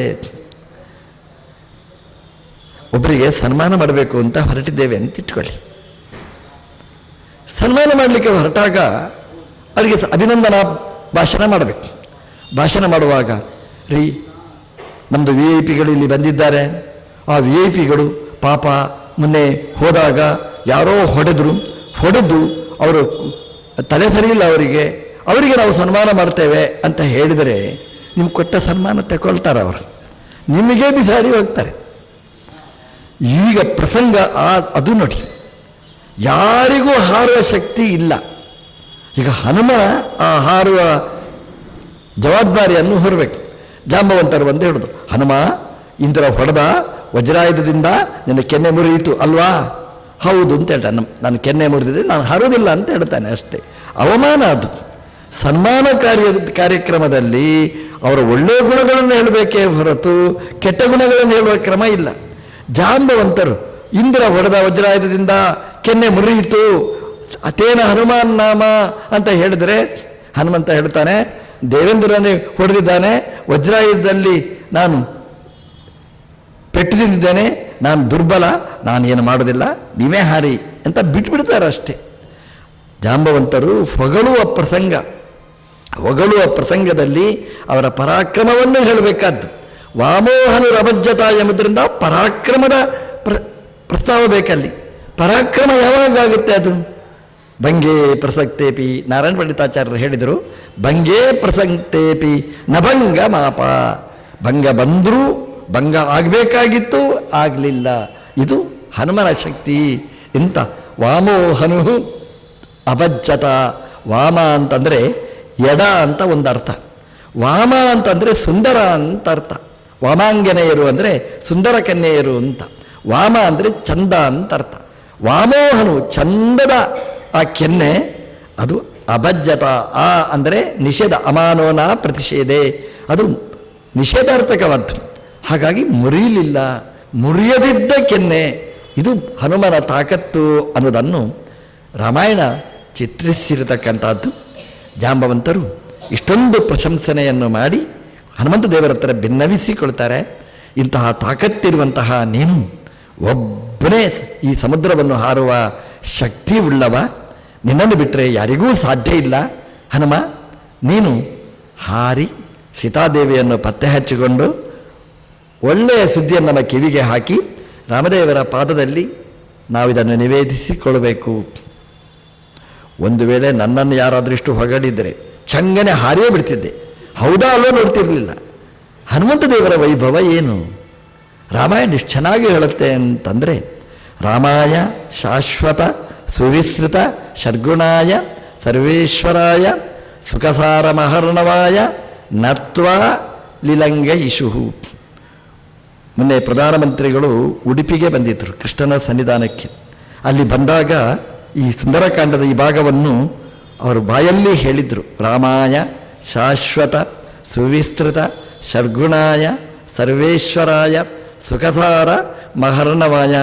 ನಮ್ಮ ದೇಶದ ಅತ್ಯುನ್ನತ ಪ್ರಧಾನಮಂತ್ರಿಗಳು ಈ ಸಂಸ್ಕೃತ ಶ್ಲೋಕವನ್ನು ಹೇಳ್ತಾರೆ ಅಂತಂದರೆ ನಮ್ಮ ದೇಶ ಅದು ಸುಸಂಸ್ಕೃತ ಅನ್ನೋದಕ್ಕೆ ಇದೊಂದು ಒಳ್ಳೆಯ ನಾಂದಿ. ಅದು ನಾವು ಬೈಹರ್ಟ್ ಮಾಡಿದ್ರು ಅದನ್ನು ಹೇಳಲಿಕ್ಕಾಗಲ್ಲ, ತಪ್ಪು ಹೇಳ್ತೇವೆ ನಾವು. ಎಷ್ಟು ಚಂದವಾಗಿ ಅದನ್ನು ಹೇಳಿದ್ರು. ಅದೇನು ಚೀಟ್ ಬರ್ಕೊಂಡು ಅದೇನು ಬೈಹರ್ಟ್ ಮಾಡಿ ನೆನಪಿಕೊಂಡು ಅದೇನಿಲ್ಲ. ಇದು ಹನುಮಂತ ದೇವರ ಆರಂಭವನ್ನು ಹೇಳುತ್ತೆ. ಸಮುದ್ರ ಪತನಕ್ಕೆ ಪೀಠಿಕೆಯಾಗಿ ಎಷ್ಟು ಚೆನ್ನಾಗಿ ಹೇಳ್ತದೆ ನೋಡಿ. ನತ್ವ ಲಿಲಂಗ ಇಶುಹು. ಲಿಲಂಗ ಇಶುಹು ಅಂತಂದರೆ ದಾಟಬೇಕು, ಹಾರಬೇಕು ಅಂತ ಆಸೆ ಪಟ್ಟರು, ಸಂಕಲ್ಪ ಮಾಡಿದರು. ಲಿಲಂಗ ಇಶುಹು ಅಂತ ಸಂಕಲ್ಪ ನಾವು ಮಾಡುತ್ತೇವೆ. ಸಂಕಲ್ಪ ಮೊದಲು ಮಾಡಲಿಲ್ಲ ಅಂತ ಹಾರಬೇಕು ಅಂತ. ಜಾಂಬವಂತರು ಇಷ್ಟು ಹೇಳಿದರೆ ರಾಮದೇವರಿಗೆ ನಮಸ್ಕಾರ ಮಾಡಿದರಂತೆ. ನತ್ವ ನಮಸ್ಕಾರ ಮಾಡಿ ಲಿಲಂಗ ಇಶುಹು ದಾಟುವ ಸಂಕಲ್ಪ ಮಾಡಿದರಂತೆ. ನಾವು ದಾಟಬೇಕು ಅಂತ ಸಂಕಲ್ಪ ಮಾಡಬೇಕಾದ್ರೆ ರಾಮನಿಗೆ ಮಣಿದು ಸಂಕಲ್ಪ ಮಾಡಿದರು. ಹನುಮಂತ ದೇವರು ಏನು ಸಂಕಲ್ಪ ಮಾಡ್ತಾರೆ ಅದು ಯಾವುದೂ ಹುಸಿಯಾಗುವುದಿಲ್ಲ. ಯಾಕೆಂತಂದರೆ ಮೊದಲು ಭಗವಂತನಿಗೆ ಪ್ರಣಾಮ ಮಾಡಿ ಭಗವಂತನ ಒಪ್ಪಿಗೆ ಪಡೆದು ಆಮೇಲೆ ಸಂಕಲ್ಪ ಮಾಡ್ತಾರೆ. ನಮ್ಮದು ಹಾಗಲ್ಲ. ಮೊದಲು ಸಂಕಲ್ಪ ಮಾಡೋದು, ಆಮೇಲೆ ಪ್ರಾರಂಭ ಮಾಡೋದು, ಅಲ್ಲಿ ಫೇಲ್ ಆಗೋದು, ಆಮೇಲೆ ದೇವರೇ ಹೀಗೆ ಮಾಡಿದೆಯಾ ಅಂತ ಕೇಳೋದು. ಹಾಗಾಗಬಾರದು. ನಾವು ಏನು ಸಂಕಲ್ಪ ಅಂದರೆ ಆಸೆ ಪಡಬೇಕಾದ್ರೆ ಮೊದಲು ದೇವರ ಹತ್ರ ಪ್ರಾರ್ಥನೆ ಮಾಡಬೇಕು. ದೇವರ ಹತ್ರ ಭಿನ್ನವ ಸಲ್ಲಿಸಿ ದೇವರು ಒಪ್ಪಿಗೆ ಕೊಟ್ಟ ಮೇಲೆ ನಾವು ಆ ಕಾರ್ಯವನ್ನು ಮಾಡಿದರೆ ಭಗವಂತ ಅದನ್ನು ಯಶಸ್ವಿಯಾಗಿ ಅದನ್ನು ಮುಂದುವರಿಸ್ತಾನೆ. ಸಂಕಲ್ಪಕ್ಕಿಂತ ಮುಂಚೆ ದೇವರಲ್ಲಿ ಪ್ರಾರ್ಥನೆ ಮಾಡಬೇಕಾದ್ದು ಅದು ನಮ್ಮ ಕರ್ತವ್ಯ, ನಮ್ಮ ಪರಂಪರೆ. ಅಂದರೆ ಹಾಗೆ ನಮ್ಮದು ಏನೇ ಒಂದು ಕಾರ್ಯಕ್ರಮ ಮಾಡಬೇಕಾದ್ರೆ ಒಂದು 2 ತೆಂಗಿನಕಾಯಿ ಹಿಡಿದು ದೇವರ ಮುಂದೆ ಇಟ್ಟು ಪ್ರಾರ್ಥನೆ ಮಾಡಿ ಆಮೇಲೆ ನಮ್ಮ ಕಾರ್ಯವನ್ನು ನಾವು ಪ್ರಾರಂಭ ಮಾಡ್ತೇವೆ. ದೇವರ ಹತ್ರ ಗುರು ಹಿರಿಯರ ಹತ್ರ ಭಿನ್ನವಿಸಿಕೊಳ್ಳದೆ ನಾವು ಮಾಡಿದರೆ ಅದರಲ್ಲಿ ನಾವು ಯಶಸ್ಸನ್ನು ಪಡೆಯಲಿಕ್ಕೆ ಸಾಧ್ಯ ಇಲ್ಲ. ಹಾಗಾಗಿ ಹನುಮಂತ ದೇವರು ನತ್ವ ಲಿಲಂಗ ಇಶುಹು, ಲಂಘನ ಇಚ್ಛುಹು, ಹಾರಬೇಕು ಅಂತ ಸಂಕಲ್ಪ ಮಾಡಬೇಕಾದ್ರೆ ಮೊದಲು ನತ್ವ, ಮೊದಲು ಮಣಿದ್ರು, ನಮಸ್ಕಾರ ಮಾಡಿದರು. ಇದು ನಮಗೆ ಒಂದು ಪಾಠ. ಮಗುವಿಗೆ ಶಾಲೆಗೆ ಕಳಿಸ್ತೇವೆ ನಾವು. ಶಾಲೆಗೆ ಕಳಿಸಬೇಕಾದ್ರೆ ಮಗು ದೇವರಿಗೆ ನಮಸ್ಕಾರ ಮಾಡು, ಅಪ್ಪ ಅಮ್ಮನಿಗೆ ನಮಸ್ಕಾರ ಮಾಡು ಅಂತ ಹೇಳಿಕೊಟ್ಟು ಮಗುವನ್ನು ಕಳಿಸಿಕೊಡಬೇಕು. ಆ ಮಗುವಿನ ಆ ದಿವಸದ ದಿನಚರಿ ಚೆನ್ನಾಗಿರ್ತದೆ. ನಾವು ಆಫೀಸಿಗೆ ಹೋಗಬೇಕು, ನಾವು ಉದ್ಯೋಗಕ್ಕೆ ಹೋಗಬೇಕು, ವ್ಯಾಪಾರಕ್ಕೆ ಹೋಗಬೇಕು, ದೇವರಿಗೆ ನಮಸ್ಕಾರ ಮಾಡಿ ನೀವು ಹೋಗಿ ನೀವು ಯಶಸ್ವಿ ಆಗ್ತೀರಿ. ಯಾಕೆಂದರೆ ನಾನು ಅಂತ ಹೋದರೆ ಅದಾಗುವುದಿಲ್ಲ. ದೇವರು ಒಳಗೆ ನಿಂತು ಮಾಡಿಸ್ತಾನೆ ಅಂತ ಅನುಸಂಧಾನ ಮಾಡಿದರೆ ಅದು ಯಶಸ್ವಿ ಆಗ್ತದೆ. ಇದು ಹನುಮಂತ ದೇವರ ಸಾಧನೆಯ ಗುಟ್ಟು. ಏನು ಸಾಧಿಸ್ತಾರೆ ಅದೆಲ್ಲ ಯಶಸ್ವಿ. ಯಾಕೆಂತಂದರೆ ಸಾಧನೆಯ ಹಿನ್ನೆಲೆಯಲ್ಲಿ ಭಗವಂತನ ಎಚ್ಚರ ಅದು ಪ್ರಮುಖವಾಗಿ ಕಾಣುವಂಥದ್ದು ಹನುಮಂತ ದೇವರ ಸಾಧನೆಯಲ್ಲಿ. ಅದಕ್ಕೆ ಅಸಾಧ್ಯ ಸಾಧಕ ಅಂತ ಹನುಮಂತ ದೇವರನ್ನು ಹೇಳುವಂಥದ್ದು. ಹನುಮಂತ ದೇವರು ನಮಸ್ಕಾರ ಮಾಡಿದರು ಅಂತ. ನಾವೆಲ್ಲ ನಮಸ್ಕಾರ ಮಾಡಿ ಕೆಲಸ ಆರಂಭ ಮಾಡಬೇಕು. ಯಾಕೆಂದರೆ ನಮಸ್ಕಾರ ಮಾಡಿ ಅಂದರೆ ಮೊದಲೆಲ್ಲ ನಮಸ್ಕಾರ ಮಾಡುವುದಿಲ್ಲ ನಾವು, ಒಂದು ಕಾಲ ಮಾತ್ರ. ಹನುಮಂತ ದೇವರು ಹಾಗಲ್ಲ. ಆದರೆ ಕೆಲಸ ಆಗಬೇಕಾದ್ರೆ ನಮಸ್ಕಾರ ಅಲ್ಲ, ಅವರ ಜೀವನ ಪದ್ಧತಿಯೇ ಹಾಗೆ. ನಮಸ್ಕಾರ ಮಾಡ್ತಾ ಇರುತ್ತು. ನಮ್ಮ ಜೀವನ ಪದ್ಧತಿ ಅಂದರೆ ತಿಂತಾ ಇರುತ್ತು. ನಮ್ಮ ಜೀವನ ಪದ್ಧತಿ ಅಂದರೆ ಮಲಗ್ತಲೇ ಇರುವುದು. ನಮ್ಮ ಜೀವನ ಪದ್ಧತಿ ಅಂದರೆ ಗಮ್ಮತ್ತಲ್ಲಿ ಬದುಕೋದು. ನಮ್ಮ ಜೀವನ ಪದ್ಧತಿ ಅಂದರೆ ಭೋಗ. ಹನುಮಂತ ದೇವರದ್ದು ಯೋಗ. ಯೋಗ ಭೋಗ. ನಮ್ಮದು ಭೋಗ, ಅದರ ಫಲ ರೋಗ. ಹನುಮಂತ ದೇವರದ್ದು ಯೋಗ, ಅದರ ಫಲವಾಗಿ ಭಗವಂತನ ಅನುಗ್ರಹ. ಹಾಗಾಗಿ ಯಾವತ್ತೂ ನಮಸ್ಕಾರ ಮಾಡುವವರು. ಹನುಮಂತ ದೇವರ ಬಗ್ಗೆ ಒಂದು ಒಳ್ಳೆಯ ಮಾತು ಹೇಳ್ತಾರೆ. ನಮೋ ನಮೋ ನಾಥ ನಮೋ ನಮಸ್ತೆ, ನಮೋ ನಮೋ ರಾಮ ನಮೋ ನಮಸ್ತೆ, ಪುನಃ ಪುನಸ್ತೆ ಚರಣಾರವಿಂದಂ ನಮಾಮಿ ನಾಥೇತಿ ನಮನ್ ಸರೇಮೇ. ನಮ್ಮದೆಲ್ಲ ಹೇಗೆ ಅಂದರೆ ನಮಸ್ಕಾರ ಮಾಡಿದರೆ ಮತ್ತೆ ಎಣ್ಣೆ ಹೆಚ್ಚಿ ಅಭ್ಯಂಗಾಗಬೇಕು. ಅಯ್ಯೋ ನಮಸ್ಕಾರ ಮಾಡಿ ಸುಸ್ತಾಯಿತು, ಬೆನ್ನೋವಾಯಿತು ಅಂತ. ನಮಗೆ ನಮಸ್ಕಾರ ಅಂತಂದರೆ ಅದು ಯಾಂತ್ರಿಕ ಬಲಾತ್ಕಾರ. ಹನುಮಂತ ದೇವರಿಗೆ ನಮಸ್ಕಾರ ಅಂತಂದರೆ ಅದು ಸಹಜ, ನೇಚರ್, ಅದು ಸಹಜವಾದ್ದು. ಯಾಕಂದರೆ ರೇಮೆ ಅಂತ ಹೇಳ್ತಾರೆ. ನಮನ್ ಸಹ ರೇಮೆ, ನಮಸ್ಕಾರ ಮಾಡಿ ಅದನ್ನು ಎಂಜಾಯ್ ಮಾಡಿದರು ಅಂತ. ನಮಗೆ ಆಟ ಆಡಿದ್ದೇವೆ, ಆಟ ಆಡಿದರೆ ಸುಸ್ತು ಅಂತ ಹೇಳೋದಿಲ್ಲ. ಆಟ ಆಡಿದರೆ ಅದು ಖುಷಿ, ನಮಗೆ ಅದು ಆನಂದ. ಅದು ಹಾಗೆ ಹನುಮನಿಗೆ ನಮಸ್ಕಾರ ಅಂತಂದರೆ ಅದೊಂದು ರತಿ, ಆನಂದ, ಅದು ಖುಷಿ, ಅದು ರತಿ. ಅದರಲ್ಲಿ ಅದು ಸಹಜವಾದ್ದು. ಮೀನು ನೀರಲ್ಲಿ ಈಜಾಡಿ ಎಷ್ಟು ಸುಸ್ತಾಗಿದೆ, ಆ ಮೀನಿಗೆ ಸ್ವಲ್ಪ ಎಣ್ಣೆ ಹಚ್ಚಿ ಸ್ವಲ್ಪ ಅದಕ್ಕೆ ಕುಡಿಲಿಕ್ಕೆ ಕೊಡಬೇಕು. ಮೀನಿಗೆ ಈಜಾಡೋದು ಅನ್ನೋದು ನೇಚರ್. ನಾವು ಈಜಾಡಿ ಬಂದರೆ ಮತ್ತೆ ಅಯ್ಯೋ ಅದಕ್ಕೆಲ್ಲ ವ್ಯವಸ್ಥೆಗಳೆಲ್ಲ ಆಗಬೇಕು. ಮೀನಿಗೆ ಸಹಜ. ಹಾಗೆ ಹನುಮನಿಗೆ ನಮಸ್ಕಾರ ಅಂತಂದರೆ ಅದು ಸಹಜವಾದ್ದು. ನಮನ್ ಸಹ ರೇಮೆ.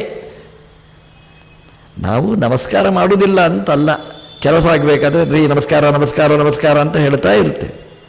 ವ್ಯತ್ಯಾಸ ಇಷ್ಟೇ. ನಾವು ಊರಿಡೀ ನಮಸ್ಕಾರ ಮಾಡ್ತೇವೆ, ದೇವರ ಮುಂದೆ ಬಂದರೆ ಕೈಗಟ್ಟಿ ನಿಲ್ತೇವೆ.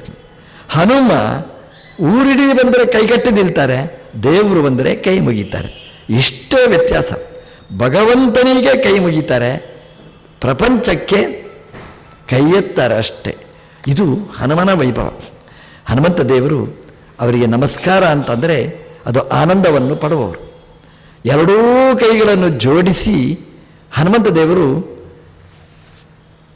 ಭಗವಂತನ ಚಿಂತನೆಯಲ್ಲಿ ತೊಡಗ್ತಾರೆ ಅಂತ. ಎಲ್ಲಿಯಾದರೂ ಒಂದು ರಾಮಾಯಣ ಪ್ರವಚನ ಆಗುತ್ತೆ ಅಂತಂದರೆ ಹನುಮಂತ ದೇವರು ಮೊದಲನೇ ಆಡಿಯನ್ಸ್ ಅಂತೆ. ಎಲ್ಲಾದರೂ ಒಂದು ಬೋರ್ಡ್ ಹಾಕಿರ್ತಾರೆ ಅಂತ ಇಟ್ಕೊಳ್ಳಿ, 6 ಗಂಟೆಗೆ ರಾಮಾಯಣ ಪ್ರವಚನ ಪ್ರಾರಂಭ ಆಗುತ್ತೆ ಅಂತ. 6 ಗಂಟೆಗೆ ಹನುಮಂತ ದೇವರು ಬಂದು ಕೂತಿರ್ತಾರೆ ಅಂತೆ. ಅದಕ್ಕೆ ಹೇಳೋದು, ಸಮಯ ನಿರ್ದೇಶ ಮಾಡಿದರೆ ಸಮಯವನ್ನು ಮೀರಬೇಡಿ. ಆ ಸಮಯಕ್ಕೆ ಸರಿಯಾಗಿ ಹನುಮಂತ ದೇವರು ಬಂದು ಕೂತಿರ್ತಾರೆ. ಯತ್ರ ಯತ್ರ ರಘುನಾಥ ಕೀರ್ತನಂ ತತ್ರ ತತ್ರ ಕೃತ ಮಸ್ತಕಾಂಜಲಿ. ಭಗವಂತನ ಕೀರ್ತನೆ ಎಲ್ಲೆಲ್ಲಿ ಆಗುತ್ತೆ, ರಾಮ ಅಂತ ಎಲ್ಲಿ ಹೇಳ್ತಾರೆ, ತತ್ರ ತತ್ರ ಆ ಜಾಗದಲ್ಲೆಲ್ಲ ಕೃತ ಮಸ್ತಕಾಂಜಲಿ, ತಲೆಯ ಮೇಲೆ ಕೈ ಇಟ್ಟು. ನಾವು ತಲೆ ಮೇಲೆ ಕೈ ಇಟ್ಟು ಅಯ್ಯೋ ಯಾವಾಗ ಮುಗಿತೆ ಇವ್ರದ್ದು ರಾಮಾಯಣ ಅಂತ ಹಾಗೆಲ್ಲ. ಮಸ್ತಕಾಂಜಲಿ ಅಂತ, ಅಂಜಲಿ ಅಂದರೆ ಎರಡೂ ಕೈಯನ್ನು ಜೋಡಿಸಿ ಮಸ್ತಕಾಂಜಲಿ, ಮಸ್ತಕದ ಮೇಲೆ ಅಂಜಲಿಯನ್ನು ಇಟ್ಟಿರ್ತಾರೆ ಅಂತ. ಬಾಷ್ಪವಾರಿ ಪರಿಪೂರ್ಣ ಲೋಚನಂ. ಇವ್ರು ಏನು ಹೇಳಿದರು, ಏನು ವಸ್ತು ಹೇಳಿದರು, ಏನು ಅಪೂರ್ವ, ಎಂಥದ್ದು ಹೇಳಿದ್ರು, ಅದೇ ರಾಮಾಯಣ ಅಲ್ಲ. ಅವರಿಗೆ 10 ಬಾರಿ ರಾಮ ರಾಮ ಅಂತ ಹೇಳಿದ್ರು ಇಲ್ಲೋ, ಖುಷಿ ಅವರಿಗೆ. ಬಾಷ್ಪವಾರಿ ಪರಿಪೂರ್ಣ ಲೋಚನಂ. ನಮ್ಮ ಮಕ್ಕಳು ಕತೆ ಹೇಳಿದರೆ ಏನು ಕತೆ ಹೇಳಿದರು ಅಂತ ನಮಗೆ ಖುಷಿ ಅಲ್ಲ. ರಾಮ ಅಂತ ಹೇಳಿಗೆ ಬರೋದಕ್ಕೆ ರಾಮ ಅಂತ ಹೇಳ್ತದೆ ಅದು. ನನ್ನ ಮಗು ರಾಮಾಯಣವನ್ನು ಹೇಳಿತು, ಭಾರಿ ಖುಷಿ ನಮಗೆ. ಅದು ರಾಮಾಯಣ ಅದು ಮಗು ಏನು ಹೇಳಿದರೂ ಅದು ಖುಷಿ. ಅದು ಯಾಕೆಂತಂದರೆ ಮಗು ಹೇಳುತ್ತೆ ಅಂತ. ಹಾಗೆ ನಮ್ಮ ಪ್ರವಚನದಲ್ಲಿಯೂ ಕೂಡ ಏನು ಹೇಳಿದರೂ ಕೂಡ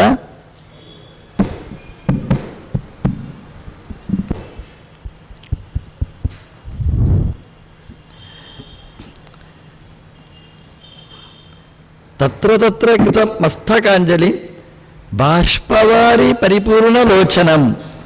ಅವರ ಕಣ್ಣಲ್ಲಿ ನೀರು ಧಾರಾಕಾರವಾಗಿ ಹರಿದು ಬರ್ತಿತ್ತಂತೆ. ಬಾಷ್ಪವಾರಿ ಪರಿಪೂರ್ಣ ಲೋಚನಂ ಅಂತ. ನಮಗೆ ಆ ಮಗು ಹೇಳುವಾಗ ಆನಂದ ಬಾಷ್ಪ. ಪಕ್ಕದ ಮನೆ ಅಲ್ಲ, ಮಗು ಅಲ್ಲ, ನಮ್ಮ ಮನೆಯ ಮಗು. ಅದು ಹಾಡಿದರೆ ಹೇಳಿದರೆ ತೊದಲು ನುಡಿ ನುಡಿದರೂ ಕೂಡ ನಾವು ಅದನ್ನು ಎಂಜಾಯ್ ಮಾಡ್ತೇವೆ. ಹಾಗೆ ಹನುಮಂತ ದೇವರು ನಾವು ರಾಮ ರಾಮ ಅಂತ ಹೇಳ್ತೇವಲ್ಲ, ಇಷ್ಟಾದರೂ ಈ ಪ್ರಾಣಿ ಹೇಳ್ತಲ್ಲ ಅಂತ ಖುಷಿ. ಅದಕ್ಕೆ ಖುಷಿಯಾಗಿ ಅವರು ಬಾಷ್ಪ ರಾಮ ಅಂತ ಹೇಳುವಾಗ ಇಡೀ ರಾಮಾಯಣ ಅವರ ಕಣ್ಣ ಮುಂದೆ ಬಂದು ನಿಲ್ಲುತ್ತೆ. ಬಾಷ್ಪವಾರಿ, ಕಣ್ಣಲ್ಲಿ ನೀರು ಸುರಿಸಿ, ಪರಿಪೂರ್ಣ ಲೋಚನ, ಕಣ್ತುಂಬ ನೀರು ಹಾಕಿ ಆ ಕಥೆಯನ್ನು ಎಂಜಾಯ್ ಮಾಡ್ತಾರೆ ಅಂತ. ತಲೆಯ ಮೇಲೆ ಕೈ ಇಟ್ಟುಕೊಂಡು ಕಣ್ಣಲ್ಲಿ ನೀರು ಸುರಿಸಿಕೊಂಡು ಅದನ್ನು ಆ ರಾಮದೇವರ ಚಿಂತನೆಯನ್ನು ನಡೆಸ್ತಾರಂತೆ. ಬಾಷ್ಪವಾರಿ, ಇನ್ನೊಂದು ಅರ್ಥ ಇದೆ ಅದಕ್ಕೆ. ಪರಿಪೂರ್ಣ ಲೋಚನ, ಹನುಮನ ಲೋಚನ, ಲೋಚನ ಅಂದರೆ ಕಣ್ಣು. ಅದು ಏನು ಅಂದರೆ ಬಾಷ್ಪವಾರಿ. ಬಾಷ್ಪ ಅಂದರೆ ನಮ್ಮ ದುಃಖದ ಕಣ್ಣೀರು ನಮ್ಮದು. ಬಾಷ್ಪವಾರಿ, ನಮ್ಮ ಕಣ್ಣೀರು ಏನಿದೆ ಅದನ್ನು ವಾರಿ, ವಾರಿ ಅಂದರೆ ನಿವಾರಿ, ಅಂದರೆ ನಮ್ಮ ದುಃಖದ ಕಣ್ಣೀರನ್ನು ನಿವಾರಣೆ ಮಾಡುವ ಕಣ್ಣು ಅದು ಹನುಮಂತ ದೇವರದ್ದಂತೆ. ಬಾಷ್ಪವಾರಿ, ನಮ್ಮ ಕಣ್ಣೀರು ಏನಿದೆ ಅದನ್ನು ಪರಿಹಾರ ಮಾಡುವ ಲೋಚನ ಅದು ಹನುಮಂತ ದೇವರದ್ದು ಅಂತ.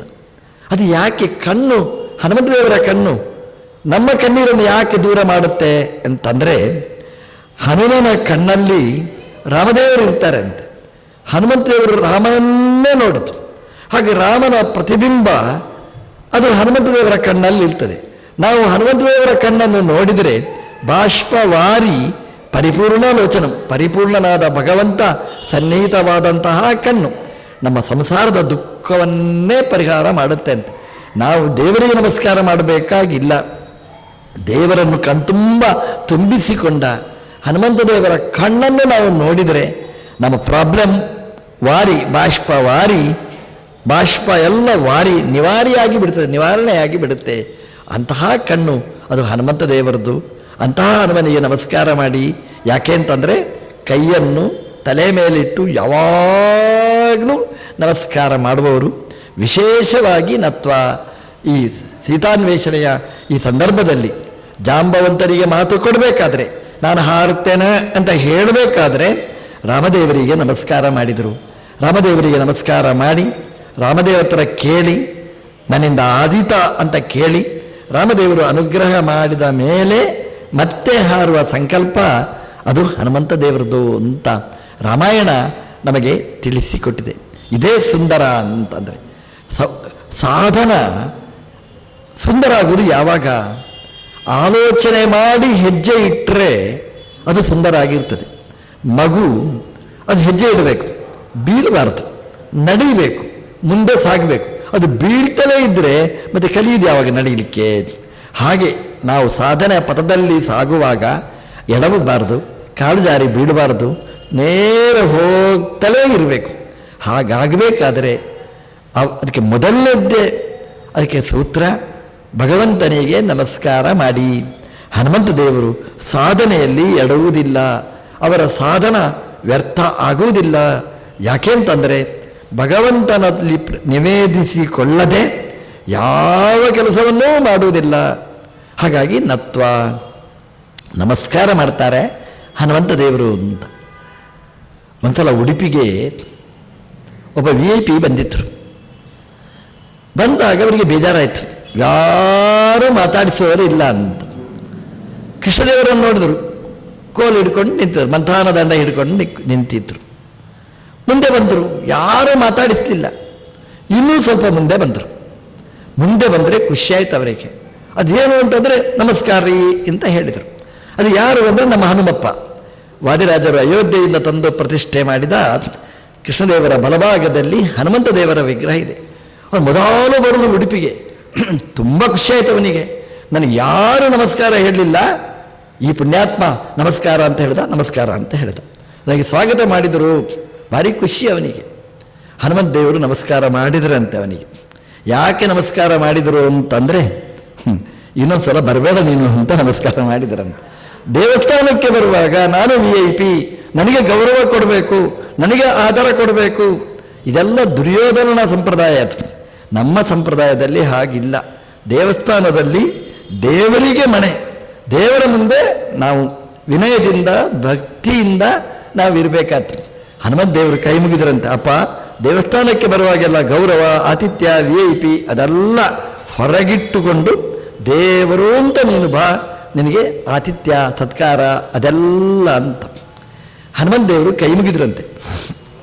ಯಾರಿಗೆ ಕೈ ಮುಗಿದ್ರು? ಬಂದ ವ್ಯಕ್ತಿಗೆ ಅಲ್ಲ. ಹನುಮಂತ ದೇವರು ಕೈ ಮುಗಿದದ್ದು ಆ ವ್ಯಕ್ತಿಯ ಒಳಗಿರ್ತಕ್ಕ ಶಕ್ತಿಗೆ ನಮಸ್ಕಾರ ಮಾಡಿದರು. ಹನುಮಂತ ದೇವರಿಗೆ ನೋಡಿದಾಗ ತುಂಬ ಖುಷಿ ಆಯ್ತಂತೆ. ಏನು ಅವ್ರು ನೋಡಿದ್ದು ಯಾವುದು? ಈ ಹೊರಗಿನ ಸ್ಕೆಲ್ಟನ್ ಅಲ್ಲ, ಒಳಗಿದ್ದ ಆ ಭಗವಂತನನ್ನು, ಅಂತರ್ಯಾಮಿಯಾದ ಭಗವಂತನನ್ನು ಕಂಡ್ರು.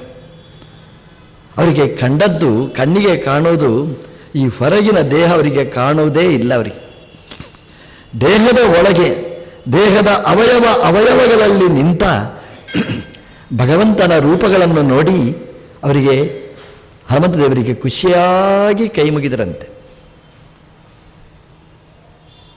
ಎಕ್ಸ್ರೇ ಅಂತ ಒಂದು ಇರ್ತದೆ. ಈ ಎಕ್ಸ್ರೇ ಎಲ್ಲಾದರೂ ಎಲುಬಿಗೆ ಪೆಟ್ಟಾಯಿತು ಅಂತಂದರೆ, ಸ್ಕ್ರ್ಯಾಚ್ ಬಂತು ಅಂತಂದರೆ, ಬ್ರೇಕ್ ಆಗಿದ್ದಾವೆ ನೋಡಬೇಕು ಅಂತಂದರೆ ನಾವು ಎಕ್ಸ್ರೇ ನೋಡ್ತೇವೆ. ನಾವು ಎಕ್ಸ್ರೇ ನೋಡಿದರೆ ಆ ಎಲುಬಿಗೆ ಏನು ಡ್ಯಾಮೇಜ್ ಆಗಿದೆ ಅದೆಲ್ಲ ಅದು ಚಿತ್ರಿಸ್ತದೆ. ನಮ್ಮ ಕ್ಯಾಮರಕ್ಕೆ ಹೊರಗಿನ ಬಣ್ಣ ರೂಪ ಅದು ಕಾಣಿಸ್ತದೆ, ಅದು ಕ್ಲಿಕ್ ಮಾಡೋದೇ ಅದನ್ನು. ಆದರೆ ಎಕ್ಸ್ರೇ ಹೊರಗಿನ ಚರ್ಮವನ್ನು ಕ್ಲಿಕ್ ಮಾಡೋದೇ ಇಲ್ಲ. ಅದು ಚರ್ಮದ ಒಳಗಿರುವ ಆ ಎಲುಬಿನ ಫೋಟೋ ತೆಗೆಯುತ್ತೆ. ಅದು ಆ ಎಲುಬಿನಲ್ಲಿ ಏನು ತೊಂದರೆ ಆಗಿದೆ ಅದೆಲ್ಲ ಚಿತ್ರಿಸಿ ಅದು ಕೊಡ್ತದೆ. ಅದು ಹೇಗೆ ಎಕ್ಸ್ರೇ ಮಿಷನ್ ಅದು ಫೋಟೋ ತೆಗೆಯುವಾಗ ಹೊರಗಿನ ದೇಹದ ಫೋಟೋ ತೆಗೆಯದೆ ಎಲುಬಿನ ಚಿತ್ರ ಮಾತ್ರ ತೆಗೀತದೆ. ನಮ್ಮ ಹನುಮಂತ ದೇವರ ಕಣ್ಣೂ ಹಾಗೆ ಅಂತೆ. ನಾವು ಹೊರಗಿನ ದೇಹವನ್ನು ನೋಡುವುದಿಲ್ಲ ಅಂತೇವರು. ನೋಡುವುದು ಯಾವುದು ಅಂತಂದರೆ ಅದರ ಒಳಗಿರುವ ಅಸ್ಥಿ, ಎಲುಬು ಅಲ್ಲ. ಆ ಅಸ್ಥಿಯಲ್ಲಿ ಇರುವ, ಅದಕ್ಕೆ ಅಸ್ತಿತ್ವವನ್ನು ಕೊಟ್ಟ ಭಗವಂತನ ಫೋಟೋವನ್ನು ತೆಗೆಯುತ್ತದಂತೆ. ಹನುಮಂತ ದೇವರ ಕಣ್ಣು ಎಕ್ಸ್ರೇ ಅಲ್ಲ, ಅದು ಎಕ್ಸ್ಟ್ರಾ ಆರ್ಡಿನರಿ ರೇ ಅದರಲ್ಲಿ ಇದೆ. ಅದು ಒಳಗಿನ ಫೋಟೋವನ್ನು ತೆಗೆದು ಚಿತ್ರಿಸಿ ಅದನ್ನು ನೋಡ್ತಾ ಇರ್ತದಂತೆ. ಒಳಗೇನಿದೆ ಆ ಒಳಗಿಂದ ಇರುವ ಭಗವಂತನ ರೂಪಗಳು. ಒಬ್ಬ ವ್ಯಕ್ತಿ ಬಂದ ಅಂತಂದರೆ ಅವನೊಳಗೆ ಎಷ್ಟು ರೂಪಗಳಿವೆ. ಒಬ್ಬ ಮನುಷ್ಯ, ನಾವು ಸಾಧಾರಣ ಮನುಷ್ಯ, ಆದರೆ ಅದರ ಒಳಗೆ ದೇವರು 72,000 ರೂಪದಿಂದ ಇದ್ದಾನೆ ಅಂತ. ಒಳಗೆ ನಾಡಿಗಳು ಎಷ್ಟಿದೆ ಅಂತಂದರೆ ಸೂಕ್ಷ್ಮವಾದ ನಾಡಿಗಳು 72,000 ನಾಡಿಗಳಿವೆ ಅಂತ ಉಪನಿಷತ್ತಲ್ಲಿ ಹೇಳ್ತಾರೆ. 72,000 ನಾಡ್ಯ ಭವಂತಿ. 72,000 ನಾಡಿಗಳು ಈ ದೇಹದಲ್ಲಿ ಉಂಟಂತೆ, ಹರಿತಾ ಇರ್ತದಂತೆ. ಆ 72,000 ನಾಡಿಯಲ್ಲಿ ಭಗವಂತ, ಒಂದೊಂದು ನಾಡಿಯಲ್ಲಿಯೂ ಭಗವಂತನ ಒಂದೊಂದು ರೂಪ ಇದೆ ಅಂತೆ. 36,000 ನಾಡಿ ಎಡಭಾಗದಲ್ಲಿ, 36,000 ನಾಡಿ ಬಲಭಾಗದಲ್ಲಿದೆ. ಆ 36,000 ನಾಡಿ ಎಡಭಾಗದಲ್ಲಿ ಭಗವಂತನ ಸ್ತ್ರೀ ರೂಪ, ಮೋಹಿನ್ಯಾದಿ ರೂಪಗಳಿವೆ ಅಂತೆ. ಬಲಭಾಗದಲ್ಲಿ 36,000 ನಾಡಿಯಲ್ಲಿ 36,000 ಭಗವಂತನ ಪುರುಷ ರೂಪಗಳಿವೆ ಅಂತೆ. ಆ ಏನು ಕೆಲಸ ಆ ರೂಪಗಳಿಗೆ?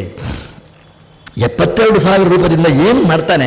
ಸ್ತ್ರೀ ರೂಪ ಪುರುಷ ರೂಪದಿಂದ ನಮ್ಮ ದೇವರು ಒಂದೊಂದು ರೂಪದಿಂದ ಒಂದು ಹಗಲು ಒಂದು ರಾತ್ರಿ. ಪುರುಷ ರೂಪದಿಂದ ಹಗಲಿಗೆ ನಿಯಮನೆ ಮಾಡ್ತಾನೆ, ಸ್ತ್ರೀ ರೂಪದಿಂದ ರಾತ್ರಿಗೆ ನಿಯಮನೆ ಮಾಡ್ತಾನೆ. ಅಂದರೆ 2 ರೂಪ, ಒಂದು ಹಗಲಿಗೆ ಒಂದು ರಾತ್ರಿಗೆ, ಮತ್ತೆ 2 ರೂಪ, ನಾಳೆ ಹಗಲು ನಾಳೆ ರಾತ್ರಿ. ಹಾಗಾಗಿ ಒಬ್ಬ ಮನುಷ್ಯ ಬದುಕಿದ್ರೆ 100 ವರ್ಷ ಬದುಕ್ತಾನೆ.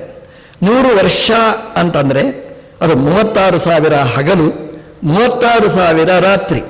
ಹಾಗಾಗಿ 36,000 ಹಗಲು, 36,000 ರಾತ್ರಿಯಲ್ಲಿ ನಮ್ಮ ರಕ್ಷಣೆ ಮಾಡಲಿಕ್ಕೆ ಭಗವಂತ ಪ್ರತ್ಯೇಕ ರೂಪದಿಂದ ಒಳಗೆ ನಿಂತು ನಮ್ಮನ್ನು ರಕ್ಷಣೆ ಮಾಡ್ತಾನೆ. ನಾವು ಮನೆ ಕಾಯಲಿಕ್ಕೆ ವಾಚ್ಮ್ಯಾನ್ ಅಂತ ಇಟ್ಟಿರ್ತೇವೆ.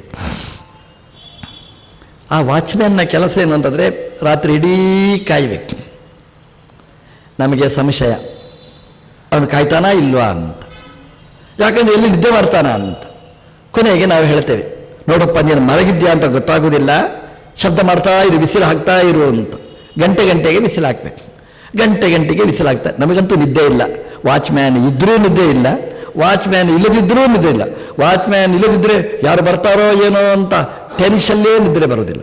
ವಾಚ್ಮ್ಯಾನ್ ಇದ್ದರೆ ಶಬ್ದ ಮಾಡ್ತಾ ಇರ್ತಾನೆ, ಶಬ್ದ ಮಾಡಲಿಲ್ಲ ಅಂದರೆ ಮತ್ತೆ ಪುನಃ ನಮಗೆ ನಿದ್ದೆ ಕೆಟ್ಟು ಹೋಗ್ತದೆ. ಅಂತೂ ನಮಗೆ ಟೆನ್ಷನ್ನೇ ನಮ್ದು.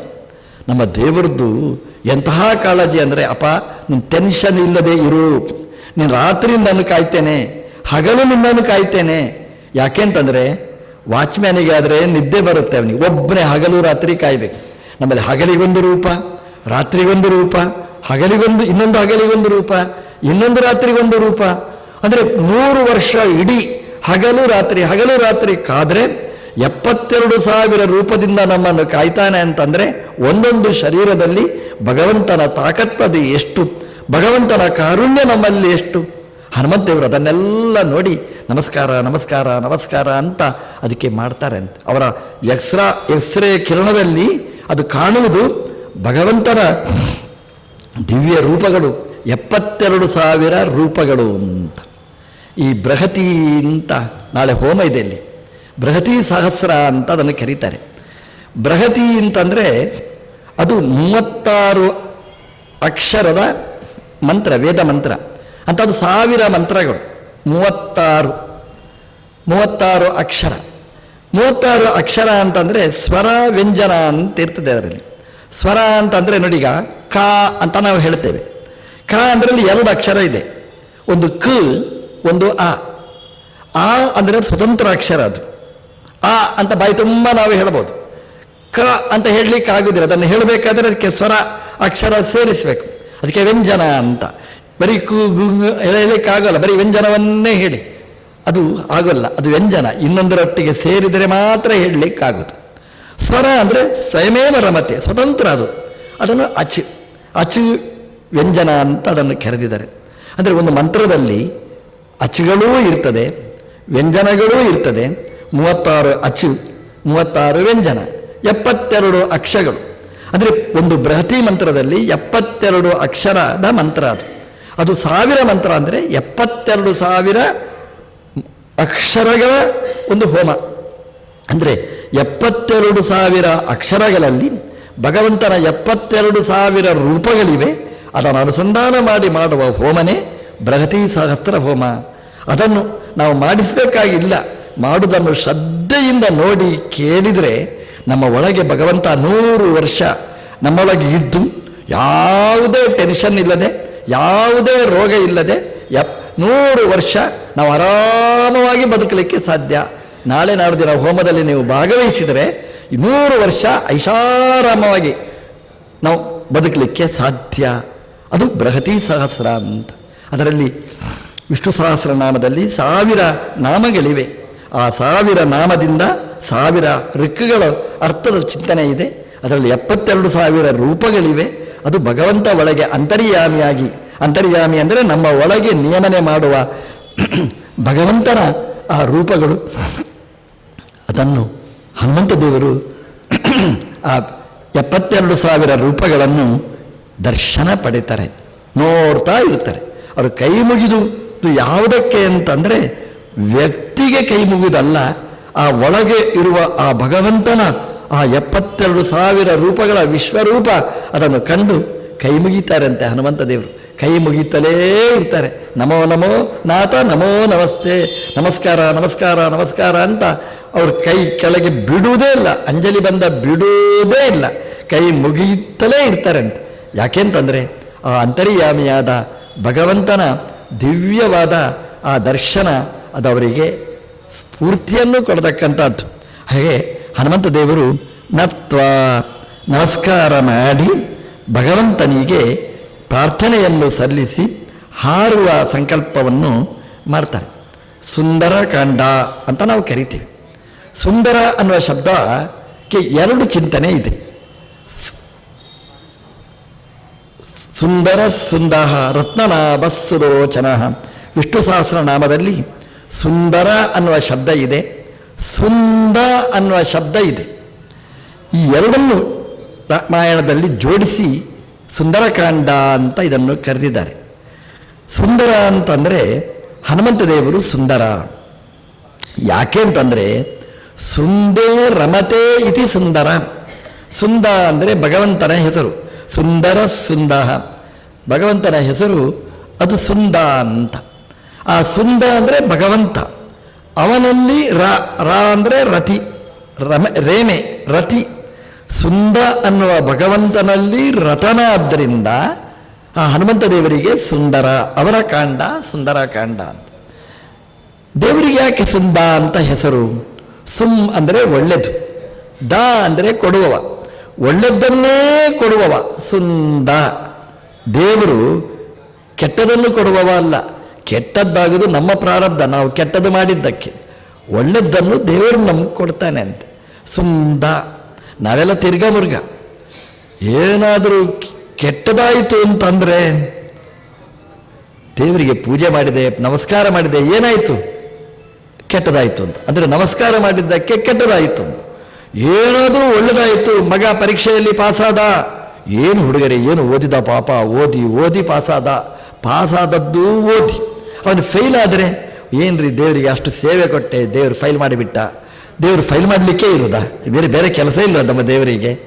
ಕೆಟ್ಟದು ಕೊಡುವ ಅಲ್ಲ ದೇವರು. ಒಳ್ಳೆದಾದರೆ ಗುರುದೇವ ಪ್ರಸಾದದಾನ್, ಒಳ್ಳೆದಾಯಿತು ಅಂದರೆ ದೇವರು ಮಾಡಿದ ಗುರು ಹಿರಿಯರ ಆಶೀರ್ವಾದ ಅಂತ ನಾವು ತಿಳ್ಕೊಳ್ಬೇಕಾಗ್ತದೆ. ಕೆಟ್ಟದಾಯಿತು ಅಂತಂದರೆ ಇತರನ್ನು ಆತ್ಮ ಪಾಪೋತ್ತಾನ್, ಅದು ನಮ್ಮ ದುರದೃಷ್ಟ, ನಮ್ಮ ಗ್ರಾಚಾರ ಅಂತ ನಾವು ಚಿಂತನೆ ಮಾಡಬೇಕಾದ್ದು. ಇತರನ್ನು ಆತ್ಮ ಪಾಪೋತ್ತಾನ್ ತೇಷಾಂ ವಿದ್ಯಾ ಪರಿಷ್ಯತಿ ಅಂತ. ಅದರಿಂದ ದೇವರು ಒಳ್ಳೆದನ್ನೇ ಕೊಡ್ತಾನೆ ಹೊರತು ಕೆಟ್ಟದನ್ನು ಕೊಡುವವ ಅಲ್ಲ. ಸುಂದ, ಹಾಗೆ ಉಪಾಸನೆ ಮಾಡಬೇಕು. ಸುಂದ ಅಂದರೆ ಒಳ್ಳೆದನ್ನು ಕೊಡುವವ, ಒಳ್ಳೆದನ್ನು ಕೊಡುವವ. ಆ ಸುಂದ ಒಳ್ಳೆದನ್ನು ಕೊಡುವ ಭಗವಂತನಲ್ಲಿ ಖುಷಿ, ರಮತೆ, ಆನಂದ ಅವನಿಗೆ ರತಿ. ಹಾಗಾಗಿ ಹನುಮಂತ ದೇವರು ಸುಂದರ. ನಾವು ಹಾಗಾಗಬೇಕು. ಒಳ್ಳೆದನ್ನು ಕೊಡುವ ಭಗವಂತನಲ್ಲಿ ರತಿಯನ್ನು ನಾವು ಪಡೆದರೆ ನಮ್ಮ ಜೀವನವೂ ಅದು ಸುಂದರ ಆಗುತ್ತೆ. ಹನುಮಂತ ದೇವರ ಜೀವನ ಸುಂದರ, ತೃಪ್ತಿಯ ಜೀವನ. ಇವತ್ತೂ ಇದ್ದಾರೆ, ಚಿರಂಜೀವಿಯಾಗಿದ್ದಾರೆ. ಕಿಂಪುರುಷೇ ಕಿರಾಸ್ತೆ ಬೆಟ್ಟದಲ್ಲಿ, ಕಿಂಪುರುಷ ಬೆಟ್ಟದಲ್ಲಿ ಇವತ್ತೂ ಆರಾಮವಾಗಿ ರಾಮದೇವರ ಭಜನೆ ಮಾಡಿಕೊಂಡು ತೃಪ್ತಿಯಲ್ಲಿದ್ದಾರೆ. ಯಾಕೆಂದರೆ ಸುಂದರ. ಸುಂದೇ ರಮತೆ ಇತಿ ಸುಂದರ. ಸುಂದನಾಮಕನಾದ ಭಗವಂತನಲ್ಲಿ ರತಿ ಉಳ್ಳವ, ಅದಕ್ಕೆ ಸುಂದರ ಅಂತ. ಇನ್ನೊಂದೇನು ಅಂತಂದರೆ ಸುಂದರ ಅಂದರೆ ದೇವರು, ಅವರ ಪ್ರತಿಬಿಂಬ ವಾಯುದೇವರು. ಪ್ರತಿಬಿಂಬ ಅಂತಂದರೆ ನಾವು ಕನ್ನಡಿ ಇದೆ, ಕನ್ನಡಿಯ ಮುಂದೆ ನಾವು ನಿಂತಿರ್ತೇವೆ.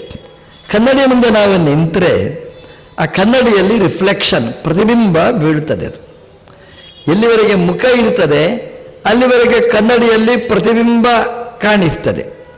ಮುಖ ಕೊಂಡೊಯ್ದರೆ ಮತ್ತೆ ಪ್ರತಿಬಿಂಬ ಇರುವುದಿಲ್ಲ.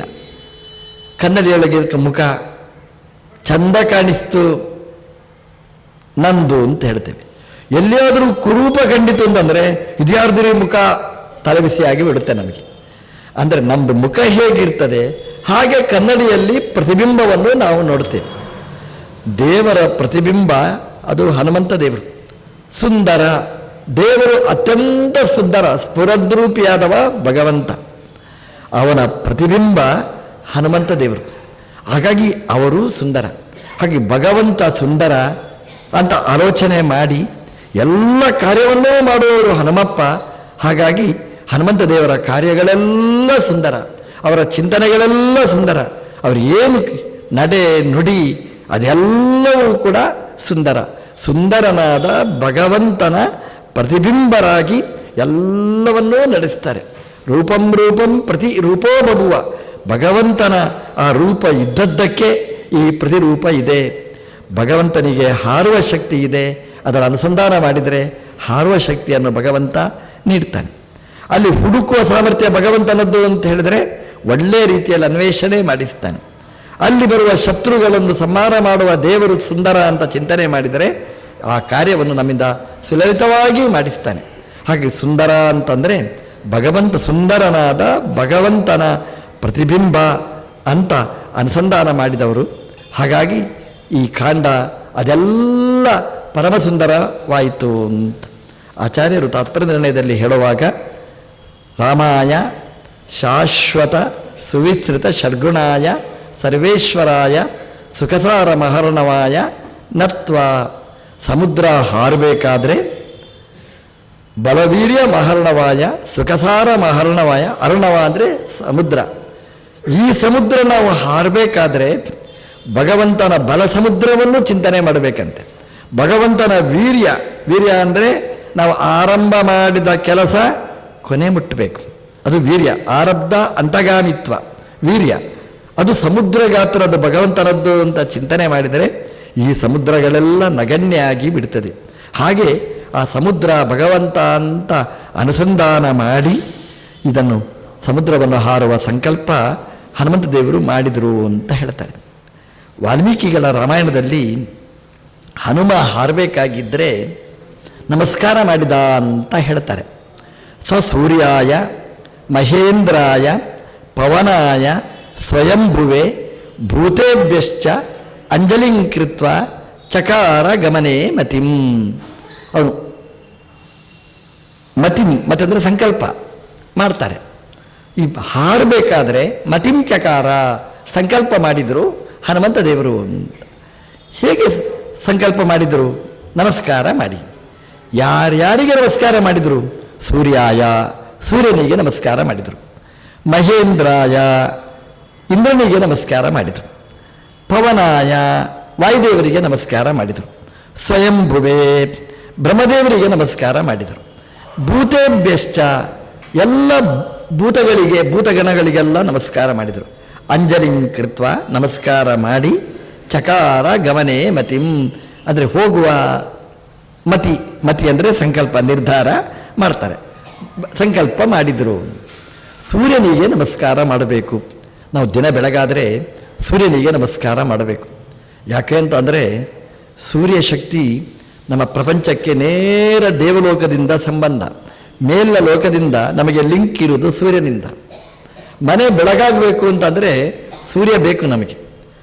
ಅಂದರೆ ರಾತ್ರಿ ಆಯಿತು ಅಂದರೆ ಕತ್ತಲಿರ್ತದೆ, ಎಲ್ಲ ಇಲೆಕ್ಟ್ರಿಸಿಟಿ, ಎಷ್ಟು ಬಿಲ್ಲು, ಎಷ್ಟು ದುಡ್ಡು ಕಟ್ಟಬೇಕು ನಾವು. ಬೆಳಗ್ಗೆ ಆದರೆ 12 ತಾಸು ಫ್ರೀ ಕರೆಂಟ್ ಸಪ್ಲೈ. ನೋಡಿ ಎಷ್ಟು ಬೆಳಕು, ಎಷ್ಟು ಬೆಳಕು. ನೀವು ಬೆಳಕು ಇಡೀ ಹೊತ್ತು ಹಾಕೊಂಡಿದ್ದಿ, ಬಿಲ್ ಜಾಸ್ತಿ ಇಲ್ಲವೇ ಇಲ್ಲ. ನೋಡಿ ಎಂತಹ ಮಹಾತ್ಮ, ಫ್ರೀ ಸರ್ವಿಸ್. ನೋಡಿ ಸೂರ್ಯಾಯ ಅನ್ನು ನಮಸ್ಕಾರ ಮಾಡಬೇಕಂತ. ರಾತ್ರಿ ಇಡೀ ಲೈಟು ಉರಿಸಿ ದುಡ್ಡು ಕೊಟ್ಟುವಾಗ ಹೊಟ್ಟೆ ಉರಿಸಿಕೊಳ್ತೇವೆ ನೋಡಿ, ಅದೆಲ್ಲ ಪರಿಹಾರ ಆಗೋದು ಮಧ್ಯಾಹ್ನ ಬೆಳಗ್ಗೆ 12 ಗಂಟೆ, ಬೆಳಗಿನ 6 ಗಂಟೆಯಿಂದ 6 ಗಂಟೆ ತನಕ. ಯಾರೋ ಒಬ್ಬ ಹೇಳ್ದ, ನಮ್ಮ ಮನೆಗೆ ಸೂರ್ಯ ಬರುವುದೇ ಬೇಡ, ಚಿಲ್ಕ ಹಾಕಿ ಮಲಗಿದ. ಸೂರ್ಯ ಬಂದ, ಅಪ್ಪ ಏಳು ಏಳು ಅಂತ. ಎಲ್ಲಿಯೋ ಒಂದು ಸಂಧಿಯಲ್ಲಿ ತೂತಿತ್ತು, ಅದರ ಮೂಲಕ ಒಳಗೆ ಪ್ರವೇಶ ಮಾಡಿ ಹೆದ್ದಾರಿ ಮುಚ್ಚಿದ್ರು ಗುಪ್ತದ್ವಾರದಲ್ಲಿ ಬಂದು ನಮ್ಮನ್ನು ಎಬ್ಬಿಸಿ, ಅಪ್ಪ ಗಂಟೆ ಆಯಿತು ಅಂತ ಎಬ್ಬಿಸ್ತಾನೆ. ನೋಡಿ ನೇರ ಬೆಳಕಿನ ಸಪ್ಲೈ ಮಾಡಿ ನಮ್ಮೊಟ್ಟಿಗೆ ಜೀವನದಲ್ಲಿ ಹಾಸುವಕ್ಕಾದ ದೇವರು ಸೂರ್ಯ. ಆ ಸೂರ್ಯನ ಅನುಗ್ರಹ ನಮಗೆ ತುಂಬ ಬೇಕು. ಈ ರೋಗಗ್ರಸ್ತರು ಇರ್ತಾರೆ ನೋಡಿ, ಅವರನ್ನು ಈ ನೇಚರ್ ಕ್ಯೂರಿಗೆ ಕರ್ಕೊಂಡು ಹೋಗ್ತಾರೆ. ಅಲ್ಲಿ ಹೋದರೆ ಏನು ಮಾಡ್ತಾರೆ ನೇಚರ್ ಕ್ಯೂರ್ ಅಂದರೆ? ಮತ್ತೇನು ಮಾಡೋದಿಲ್ಲ, ನಮ್ಮದೇ ದುಡ್ಡು. ನಮಗೆ ಮಾಡೋದು ಕೆಲಸ ಏನು ಅಂತಂದರೆ ಬೆಳಗಿನ ಬಿಸಿಲಲ್ಲಿ ನಿಲ್ಲಿಸ್ತಾರೆ, ಈ ಕೈ ಮಾಡಿ ನಿಲ್ಲಿ. ಏನು ಅಂತಂದರೆ ಅದು ನೇಚರ್ ಕ್ಯೂರು ಅಂತ. ಅದು ಸನ್ಬಾತ್ ಅಂತ ಹೇಳ್ತಾರೆ ಅಷ್ಟೇ. ಇಂಗ್ಲೀಷ್ ಶಬ್ದ ಅಷ್ಟೇ, ಮತ್ತೇನಿಲ್ಲ. ಬಿಸಿಲಿಗೆ ಸ್ವಲ್ಪ ನಿಲ್ಲಿ, ಅದು ಎ ಸಿ ರೂಮಲ್ಲಿ ಕೂತು ಕೂತು ಕೂತು ಈ ದೇಹ ಒಣಗಿ ಹೋಗಿರ್ತದೆ, ಶುಷ್ಕ ಆಗಿರ್ತದೆ. ಸ್ವಲ್ಪ ಬಿಸಿಲಿಗೆ ಮೈ ಒಡ್ಡಿ ಪರ್ಫೆಕ್ಟ್ ಅಂತ. ಅಂದರೆ ರೋಗ ಪರಿಹಾರ ಆಗಬೇಕಾದ್ರೆ ಸೂರ್ಯನ ಬಿಸಿಲು ಬೀಳಬೇಕು. ಸೂರ್ಯನ ಬಿಸಿಲಿಗೆ ನಾವು ಮೈ ಒಡ್ಡಿದರೆ ಆ ಸೂರ್ಯ ಆರೋಗ್ಯಂ ಭಾಸ್ಕರಾದಿಚ್ಛೇತ್, ಸೂರ್ಯ ಆರೋಗ್ಯವನ್ನು ಕೊಡ್ತಾನೆ. ಹಾಗಾಗಿ ಸೂರ್ಯ ಆರೋಗ್ಯವನ್ನು ಕೊಡ್ತಾನೆ, ಸೂರ್ಯ ಬಿಸಿಲು ಕೊಡ್ತಾನೆ, ಸೂರ್ಯನೇ ಮಳೆ ಕೊಡೋದು. ನಮ್ಮಲ್ಲಿರುವ ಕೆಟ್ಟ ನೀರಿದೆ, ಅದನ್ನು ಹೀರ್ತಾನೆ ಸೂರ್ಯ. ಒಳ್ಳೆಯ ನೀರನ್ನು ಕೊಡ್ತಾನೆ. ಹೀರುವುದು ಕೆಟ್ಟ ನೀರು, ಕೊಡುವುದು ಒಳ್ಳೆಯ ನೀರು. ಮಳೆ ನೀರು ಅಂದರೆ ಶುದ್ಧವಾದ ನೀರು. ಹಾಗಾಗಿ ಭೂಲೋಕಕ್ಕೆ ನೇರ ಸಂಪರ್ಕ ಇರುವುದು ಸೂರ್ಯನಿಂದ. ಸೂರ್ಯನಿಗೊಂದು ನಮಸ್ಕಾರ. ಸೂರ್ಯಾಯ. ಈ ಪತ್ತೆ ಹಚ್ಚುವ ಕೆಲಸದಲ್ಲಿ ಸೂರ್ಯನ ಪಾತ್ರ ದೊಡ್ಡದು. ರಾತ್ರಿಯಲ್ಲಿ ಹುಡುಕ್ಲಿಕ್ಕೆ ಆಗೋಲ್ಲ, ನಮಗೆ ಕತ್ತಲೆಯಲ್ಲಿ ಕಾಣುವುದಿಲ್ಲ. ಸೂರ್ಯನ ಬಿಸಿಲಿನಲ್ಲಿ ಕಳೆದು ಹೋದ್ದನ್ನು ನಾವು ಹುಡುಕ್ಬೋದು. ಹಾಗಾಗಿ ಸೂರ್ಯನ ಪ್ರಕಾಶದ ಹಿನ್ನೆಲೆಯಲ್ಲಿ ಸೀತೆಯನ್ನು ಪತ್ತೆ ಹಚ್ಚಲಿಕ್ಕೆ ಸಾಧ್ಯ. ಸೂರ್ಯ ಅಡಗಿದ ಸೀತೆಯನ್ನು ತೋರಿಸಿಕೊಡು. ಸೂರ್ಯಾಯ ಅಂಜಲಿಂ ಕೃತ್ವ ಚಕಾರ ಗಮನೆ ಮತಿಂ. ಸೂರ್ಯನಿಗೆ ನಮಸ್ಕಾರ ಮಾಡಿದ. ಮಹೇಂದ್ರಾಯ. ಮಹೇಂದ್ರ ಅಂದರು ಇಂದ್ರ ಅಂದರು ಒಂದೇನೆ. ಮಹೇಂದ್ರ ಅಂತ ಕರೀತಾರೆ. ಮಹಾ ಇಂದ್ರ ಅವನು. ಮಹೇಂದ್ರನಿಗೆ ನಮಸ್ಕಾರ. ಇಂದ್ರ 3 ಲೋಕದ ಅಧಿಪತಿ, ಒಂದು ಲೋಕದ ಅಧಿಪತಿ ಅಲ್ಲ. ನಮ್ಮದೆಲ್ಲ ಒಂದು ತುಂಡ ಅರಸರೇ ಇರೋದು. ಇಂದ್ರ ಹಾಗಲ್ಲ. ಮೇಲಿನ ಲೋಕಕ್ಕೆ, ಭೂಲೋಕಕ್ಕೆ, ಕೆಳಗಿನ ಲೋಕಕ್ಕೆ ತ್ರಿಲೋಕಾಧಿಪತ್ಯ ಇಂದ್ರನಿಗೆ. ಹಾಗಾಗಿ ಮಹೇಂದ್ರಾಯ, ಇಂದ್ರ ನಿನಗೊಂದು ನಮಸ್ಕಾರ. ಯಾಕೆಂದರೆ 3 ಲೋಕದ ಆಧಿಪತ್ಯ ನಿನಗಿದೆ. ಅಂದರೆ 3 ಲೋಕದ ಒಡೆತನ ನಿನ್ನ ಕೈಯಲ್ಲಿದೆ. ಬರೀ ಭಾರತದ ಆಧಿಪತ್ಯ ಅಷ್ಟೇ ಅಲ್ಲ, ಶ್ರೀಲಂಕೆಯ ಆಧಿಪತ್ಯನೂ ನಿನ್ನ ಹತ್ರ ಇದೆ. ಅಲ್ಲಿರ್ತಕ್ಕಂತಹ ಮರ, ಅದರ ಅಡಿಯಲ್ಲಿರುವ ಸೀತೆ, ಅದೆಲ್ಲ ನಿನ್ನ ಅಧೀನದಲ್ಲಿ ಇರುವಂಥದ್ದು. ಅದು ಪತ್ತೆ ಹಚ್ಚಿಕೊಡು ಅಂತ ಮಹೇಂದ್ರಾಯ ಇಂದ್ರನಿಗೊಂದು ನಮಸ್ಕಾರ ಮಾಡಿದರು. ಪವನಾಯ ಅಂತ. ಪವನ ಅಂದರೆ ಗಾಳಿ, ಬೀಸುವ ಗಾಳಿ. ಗಾಳಿ ಒಂದೇ ನೋಡಿ. ಗಾಳಿಗೆ ಎಷ್ಟು ಶಕ್ತಿ ಇದೆ ಅಂತಂದರೆ, ಒಂದು ಕಡೆ ಇದ್ದದ್ದನ್ನು ಇನ್ನೊಂದು ಕಡೆ ತಂದು ಹಾಕುತ್ತೆ. ಎಲ್ಲೋ ಇದ್ದದ್ದನ್ನು ಎಲ್ಲೋ ಕೊಂಡೋಗಿ ಹಾಕುವ ಶಕ್ತಿ ಸೈಕ್ಲೋನ್ ಅಂತ ಹೇಳ್ತದೆ. ಎಲ್ಲೋ ಇರುವ ನೀರು ನಮ್ಮೂರಿಗೆ ಬೇಡ ಅಂದರೂ ತಂದು ಹಾಕಿ ಹೋಗ್ತದೆ. ಮಳೆ ಬೇಡ ನಮಗೆ, ಇರಲಿ ಬಿಡಿಂದಿಷ್ಟು ಅಂತ ಪ್ರೋಕ್ಷಣೆ ಮಾಡಿ ಹೋಗುತ್ತೆ. ಆ ಗಾಳಿಯ ಸಾಮರ್ಥ್ಯ ಅಷ್ಟು. ಎಲ್ಲೋ ಇದ್ದದ್ದನ್ನು ಎಲ್ಲಿಯೋ, ಎಲ್ಲಿದ್ದದ್ದನ್ನು ಎಲ್ಲಿಯೋ. ಹಾಗಾಗಿ ಹೇಳ್ದ ಪವನಾಯ, ನೀನು ಪವನ. ಹಾಗಾಗಿ ಎಲ್ಲೋ ಇದ್ದದ್ದನ್ನು ಎಲ್ಲಿಯೋ ತಂದು ಹಾಕ್ತಿ, ಬೇಡ. ಇಲ್ಲಿಯೇ ಇದ್ದದ್ದನ್ನು ಇಲ್ಲಿಗೆ ತಂದು ಹಾಕುವುದು, ಅಲ್ಲಿ ಬೇಡ ಅಂತ ಆ ಲಂಕೆಯಲ್ಲಿ ಇರುವ ಸೀತೆಯನ್ನು ಇಲ್ಲಿ ತಂದು ಹಾಕುವಂತ ಪವನಾಯ. ಸ್ವಯಂಭುವೆ ಅಂತ. ಸ್ವಯಂಭುವೆ ಅಂತಂದರೆ ಸ್ವಯಂಭು ಬ್ರಹ್ಮದೇವರು. ಅವರೆಲ್ಲ ಗಂಟು ಹಾಕುವುದು ಬ್ರಹ್ಮದೇವರು. ನೋಡಿ, ಎಲ್ಲ ಹೇಳ್ತಾರೆ ಬ್ರಹ್ಮ ಬರೆದ ಲಿಪಿ ಅಂತ, ಲಲಾಟ ಲಿಖಿತಾರೇಖ. ಬ್ರಹ್ಮದೇವರು ಬರೆದಿರ್ತಾರಂತೆ ಇಷ್ಟು. ಬ್ರಹ್ಮದೇವರೇ, ನನ್ನ ಹಣೆಯಲ್ಲಿ ಏನು ಬರೆದಿದ್ದೀರಿ ನೀವು? ಸೀತೆಯನ್ನು ಪತ್ತೆ ಹಚ್ಚಲಿಕ್ಕೆ ಆಗುತ್ತೆ ಅಂತ ಬರೆದಿದ್ದೀರೋ? ಆಗುವುದಿಲ್ಲ ಅಂತಲೋ. ಸ್ವಯಂಭುವೆ, ಏನಾದರೂ ಆಗುವುದಿಲ್ಲ ಅಂತ ಬರೆದರೆ ಅದನ್ನು ಒರೆಸಿಬಿಡಿ, ಆಗುತ್ತೆ ಅಂತ ಪುನಃ ಬರೆದು ಬಿಡಿ. ಬರೆದು ಆ ಸೀತಾದೇವಿಯನ್ನು ಪತ್ತೆ ಹಚ್ಚಿಕೊಂಡು ಬರುವ ಹಾಗೆ ಮಾಡಿ ಅಂತ. ಸ್ವಯಂಭುವೆ, ನೀವು ಸ್ವಯಂಭು, ಸ್ವಯಮೇವ ಭವತಿ, ಸ್ವಯಂ ಶಕ್ತರು ನೀವು. ಸ್ವಯಂಭುವೆ ಬ್ರಹ್ಮದೇವರಿಗೊಂದು ನಮಸ್ಕಾರ. ನಮ್ಮಲ್ಲಿ ಹೇಳ್ತೇವೆ ನೋಡಿ, ಅದು ಬ್ರಹ್ಮ ಗಂಟು ಹಾಕಿದ್ದು ಅಂತ. ಹಾಗಾಗಿ ನಮಗಿದು ಸಿಕ್ಕಿತು ಅಂತ. ಎಲ್ಲೋ ಇದ್ದದನ್ನು ಎಲ್ಲೋ ತಂದಿಡ್ತೇವೆ ನೋಡಿ. ಎಲ್ಲಿದ್ದೋ ಹುಡುಗಿ, ಎಲ್ಲಿದ್ದೋ ಹುಡುಗ, ಎಲ್ಲೋ ನಮ್ಮಲ್ಲಿ ಸೇರ್ತಾನೆ ನೋಡಿ. ಅದು ಏನು ಕೇಳಿದರೆ ಅದು ಬ್ರಹ್ಮದೇವರು ಹಾಕಿದ ಗಂಟು ಅಂತ ನಾವು ಹೇಳ್ತೇವೆ. ಬ್ರಹ್ಮದೇವರ ಹತ್ರ ಹೇಳೋದು, ಬ್ರಹ್ಮದೇವರೇ ಏನು ಗಂಟು ಹಾಕಿದ್ದೀರಿ ಅಂದರೆ ಸೀತೆಯನ್ನು ಭಾರತದಿಂದ ಲಂಕೆಗೆ ಹೋಗಿ ಬೀಳುವ ಹಾಗೆ ಮಾಡಿದ್ದೀರಿ. ಈಗ ಇನ್ನೊಂದ್ಸಲ ನೀವು ರಿಪಿಟೇಷನ್ ಆಗಬೇಕು, ತಿರುಗಾಗಿ ಬರಿಬೇಕು, ಅಲ್ಲಿಂದ ಇಲ್ಲಿಗೆ ವಾಪಸ್ ಬರಬೇಕು. ಹಾಗೇನಾದರೂ ಮಾಡಿ ಸ್ವಯಂಭುವೇ ನಮಸ್ಕೃತ್ಯ ಬ್ರಹ್ಮದೇವರಿಗೊಂದು ನಮಸ್ಕಾರ ಮಾಡಿದ್ರಂತೆ. ಭೂತೇಭ್ಯಶ್ಚ ಅಂಜಲಿಂ ಕೃತ್ವ. ಈ ಭೂತಗಳಿಗೆ, ನಮ್ಮದು ದಕ್ಷಿಣ ಕನ್ನಡದಲ್ಲೆಲ್ಲ ಇದೆ ಭೂತಗಳು ಅಂತ ತುಂಬ ಇದೆ. ಭೂತೇಭ್ಯಶ್ಚ ಅಂಜಲಿಂ ಕೃತ್ವ. ಭೂತಶಕ್ತಿ ಅಂತಂದರೆ ಕಣ್ಣಿಗೆ ಕಾಣದಿದ್ದ ಶಕ್ತಿಗಳು. ಆ ಕಣ್ಣಿಗೆ ಕಾಣದಿದ್ದ ಶಕ್ತಿ ಎಲ್ಲ ಕಾರ್ಯಗಳನ್ನು ಮಾಡುವಂಥದ್ದು. ಅದಕ್ಕೆ ತುಂಬ ಶಕ್ತಿ, ಕಣ್ಣಿಗೆ ಕಾಣೋದಿಲ್ಲ, ಆದರೆ ಆಗಿಬಿಡ್ತದೆ. ನೋಡಿ, ಕೆಲವು ಜಾಗದಲ್ಲಿ ಆಕ್ಸಿಡೆಂಟ್ ಆಗ್ತಲೇ ಇರ್ತದೆ, ಅದೇ ಸ್ಪಾಟ್. ಯಾಕೆ ಅಂತ ಗೊತ್ತಿಲ್ಲ. 1 ಗಾಡಿ, 100 ಗಾಡಿ, 1000 ಗಾಡಿ. ಕೊನೆಗೆ ವಿಚಾರಿಸ್ತಿದ್ದರೆ ನಮ್ಗೆ ಗೊತ್ತಾಯಿತು ಅಲ್ಲಿ ಒಂದು ಶಕ್ತಿ ಇದೆ, ಅದಕ್ಕೆ ಅಲ್ಲೇ ಸ್ವಲ್ಪ ನಿಲ್ಲಿಸಿ ಗಾಡಿ ಮುಂದೆ ಹೋಗಬೇಕು ಅಷ್ಟೇ. ಅದಕ್ಕೆ ಅದನ್ನು ಚೂರು ನೆನಪಿಸಿಕೊಂಡ್ರೆ ಅದು ನಮಗೆ ರಕ್ಷಣೆ ಕೊಡುತ್ತೆ ಅಂತ. ಇಲ್ಲದಿದ್ದರೆ ಅಲ್ಲಿ ಸ್ಪಾಟ್ ಹಾಗಾಗುತ್ತೆ ಅಂತ. ಭೂತೆ ಬೆಶ್ಚ. ನಮ್ಮ ಮನೆ ಕಟ್ತೇವೆ ನಾವು, ಏನು ಮಾಡಿದ್ರೂ ನೆಮ್ಮದಿ ನಮಗೆ ಆಗುವುದಿಲ್ಲ. ಏನೇನು ಎಷ್ಟು ಕಷ್ಟಪಡ್ತೇವೆ ನಾವು. ಈ ಬಾಗಿಲು ತೆಗೆದು ಇಲ್ಲಿ, ಈ ಬಾಗಿಲು ತೆಗೆದು ಅಲ್ಲಿ, ಏನು ವಾಸ್ತು ಎಷ್ಟು ಬದಲಾಯಿಸಿದರೂ ಸಮಸ್ಯೆ ಪರಿಹಾರ ಆಗುತ್ತಿಲ್ಲ. ಮತ್ತೆ ಜ್ಯೋತಿಷ್ಕರು ಹೇಳಿದರು, ಇಲ್ಲೊಂದು ಶಕ್ತಿ ಇದೆ, ಅದಕ್ಕೊಂದು ಬಲಿ ಕೊಡಿ, ಸರಿ ಆಗುತ್ತೆ. ಭೂತೆ ಬೆಶ್ಚ.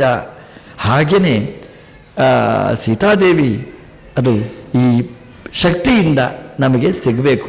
ಅದಕ್ಕೆ ಭೂತೇಭ್ಯಶ್ಚ ಅಂಜಲಿಂಕೃತ್ವ ಚಕಾರ ಗಮನೆ ಮತಿಂ. ಎಲ್ರಿಗೂ ನಮಸ್ಕಾರ ಮಾಡಿ ಗಮನೆ ಮತಿಂ ಚಕಾರ. ಹನುಮಂತ ದೇವರು ಮತಿಂಚಕಾರ ಸಂಕಲ್ಪ ಮಾಡಿದರಂತೆ, ನಾನು ಹಾರಬೇಕು ಅಂತ. ಸೂರ್ಯಾಯ ಅಂತಂದರೆ ಒಂದು ನಮಸ್ಕಾರ ಮಾಡಲಿಕ್ಕೆ ಒಂದು ಕಾರಣ ಇದೆ. ಹನುಮಂತ ದೇವರು ವ್ಯಾಕರಣ ಕಲಿಬೇಕು ಅಂತ ಹೊರಟರಂತೆ. ಎಲ್ಲ ಸರ್ವವಿದ್ಯಾ ವಿಶಾರದರು.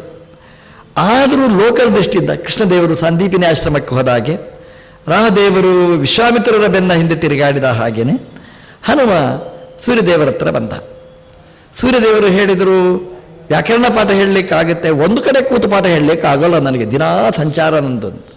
ಹನುಮ ಹೇಳಿದ, ಆಗ್ಬೋದು. ಆದರೆ ಏನು ಅಂದರೆ, ನಾನು ಸಂಚಾರ ಹೀಗೆ ಮಾಡಿದರೆ ನೀನು ಹೀಗೆ ಮಾಡಿದ್ರೆ ನಿನ್ನ ಬೆನ್ನಡಿ ಪಾಠ ಹೇಳಲಿಕ್ಕಾಗುತ್ತಾ? ಆಗೋದಿಲ್ಲ. ಮತ್ತೇನು ಮಾಡಬೇಕು? ಅಭಿಮುಖ. ಗುರುವಿಗೆ ಎದುರು ನಿಲ್ಲಬಾರ್ದು, ಎದುರು ಕೂಡ್ಬೋದು.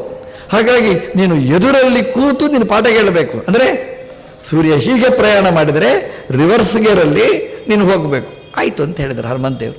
ಹೀಗೆ ಸೂರ್ಯನ ಹತ್ರ ರಿವರ್ಸ್ ಗೇರಲ್ಲಿ ಹೋಗಿ ಬೆಳಗಿಂದ ರಾತ್ರಿ, ರಾತ್ರಿಯಿಂದ ಬೆಳಗಿನ ತನಕ ನಿರಂತರ ಸಂಚಾರ ಮಾಡಿ ಮಾಡಿ ಮಾಡಿ ಮಹಾವ್ಯಾಕರಣ ಎಂಬುದಿ ಮಂತಮಾನಸ ಮಂದರಂ ಕವಯಂತಂ ರಾಮಕೀರ್ತ್ಯಾ ಹನುಮಂತಂ ಉಪಾಸ್ಮಯೇ. ಒಳ್ಳೆಯ ವ್ಯಾಕರಣಶಾಸ್ತ್ರ ನಿಷ್ಣಾತರು ಹನುಮಂತ ದೇವರು. ಅವರಿಗೆ ಪಾಠ ಹೇಳಿದ್ದು ಸೂರ್ಯದೇವರು ಅಂತ ಲೋಕರೂಢಿಯಲ್ಲಿರುವಂಥದ್ದು. ಅದಕ್ಕೆ ವ್ಯಾಕರಣ ಹೇಳಿಕೊಟ್ಟಿದ್ದೀರಿ, ಈಗ ಕ್ಯಾಕರಣ ಅಂತ ಹನುಮಂತ ದೇವರು ನಮಸ್ಕಾರ ಮಾಡಿದರಂತೆ.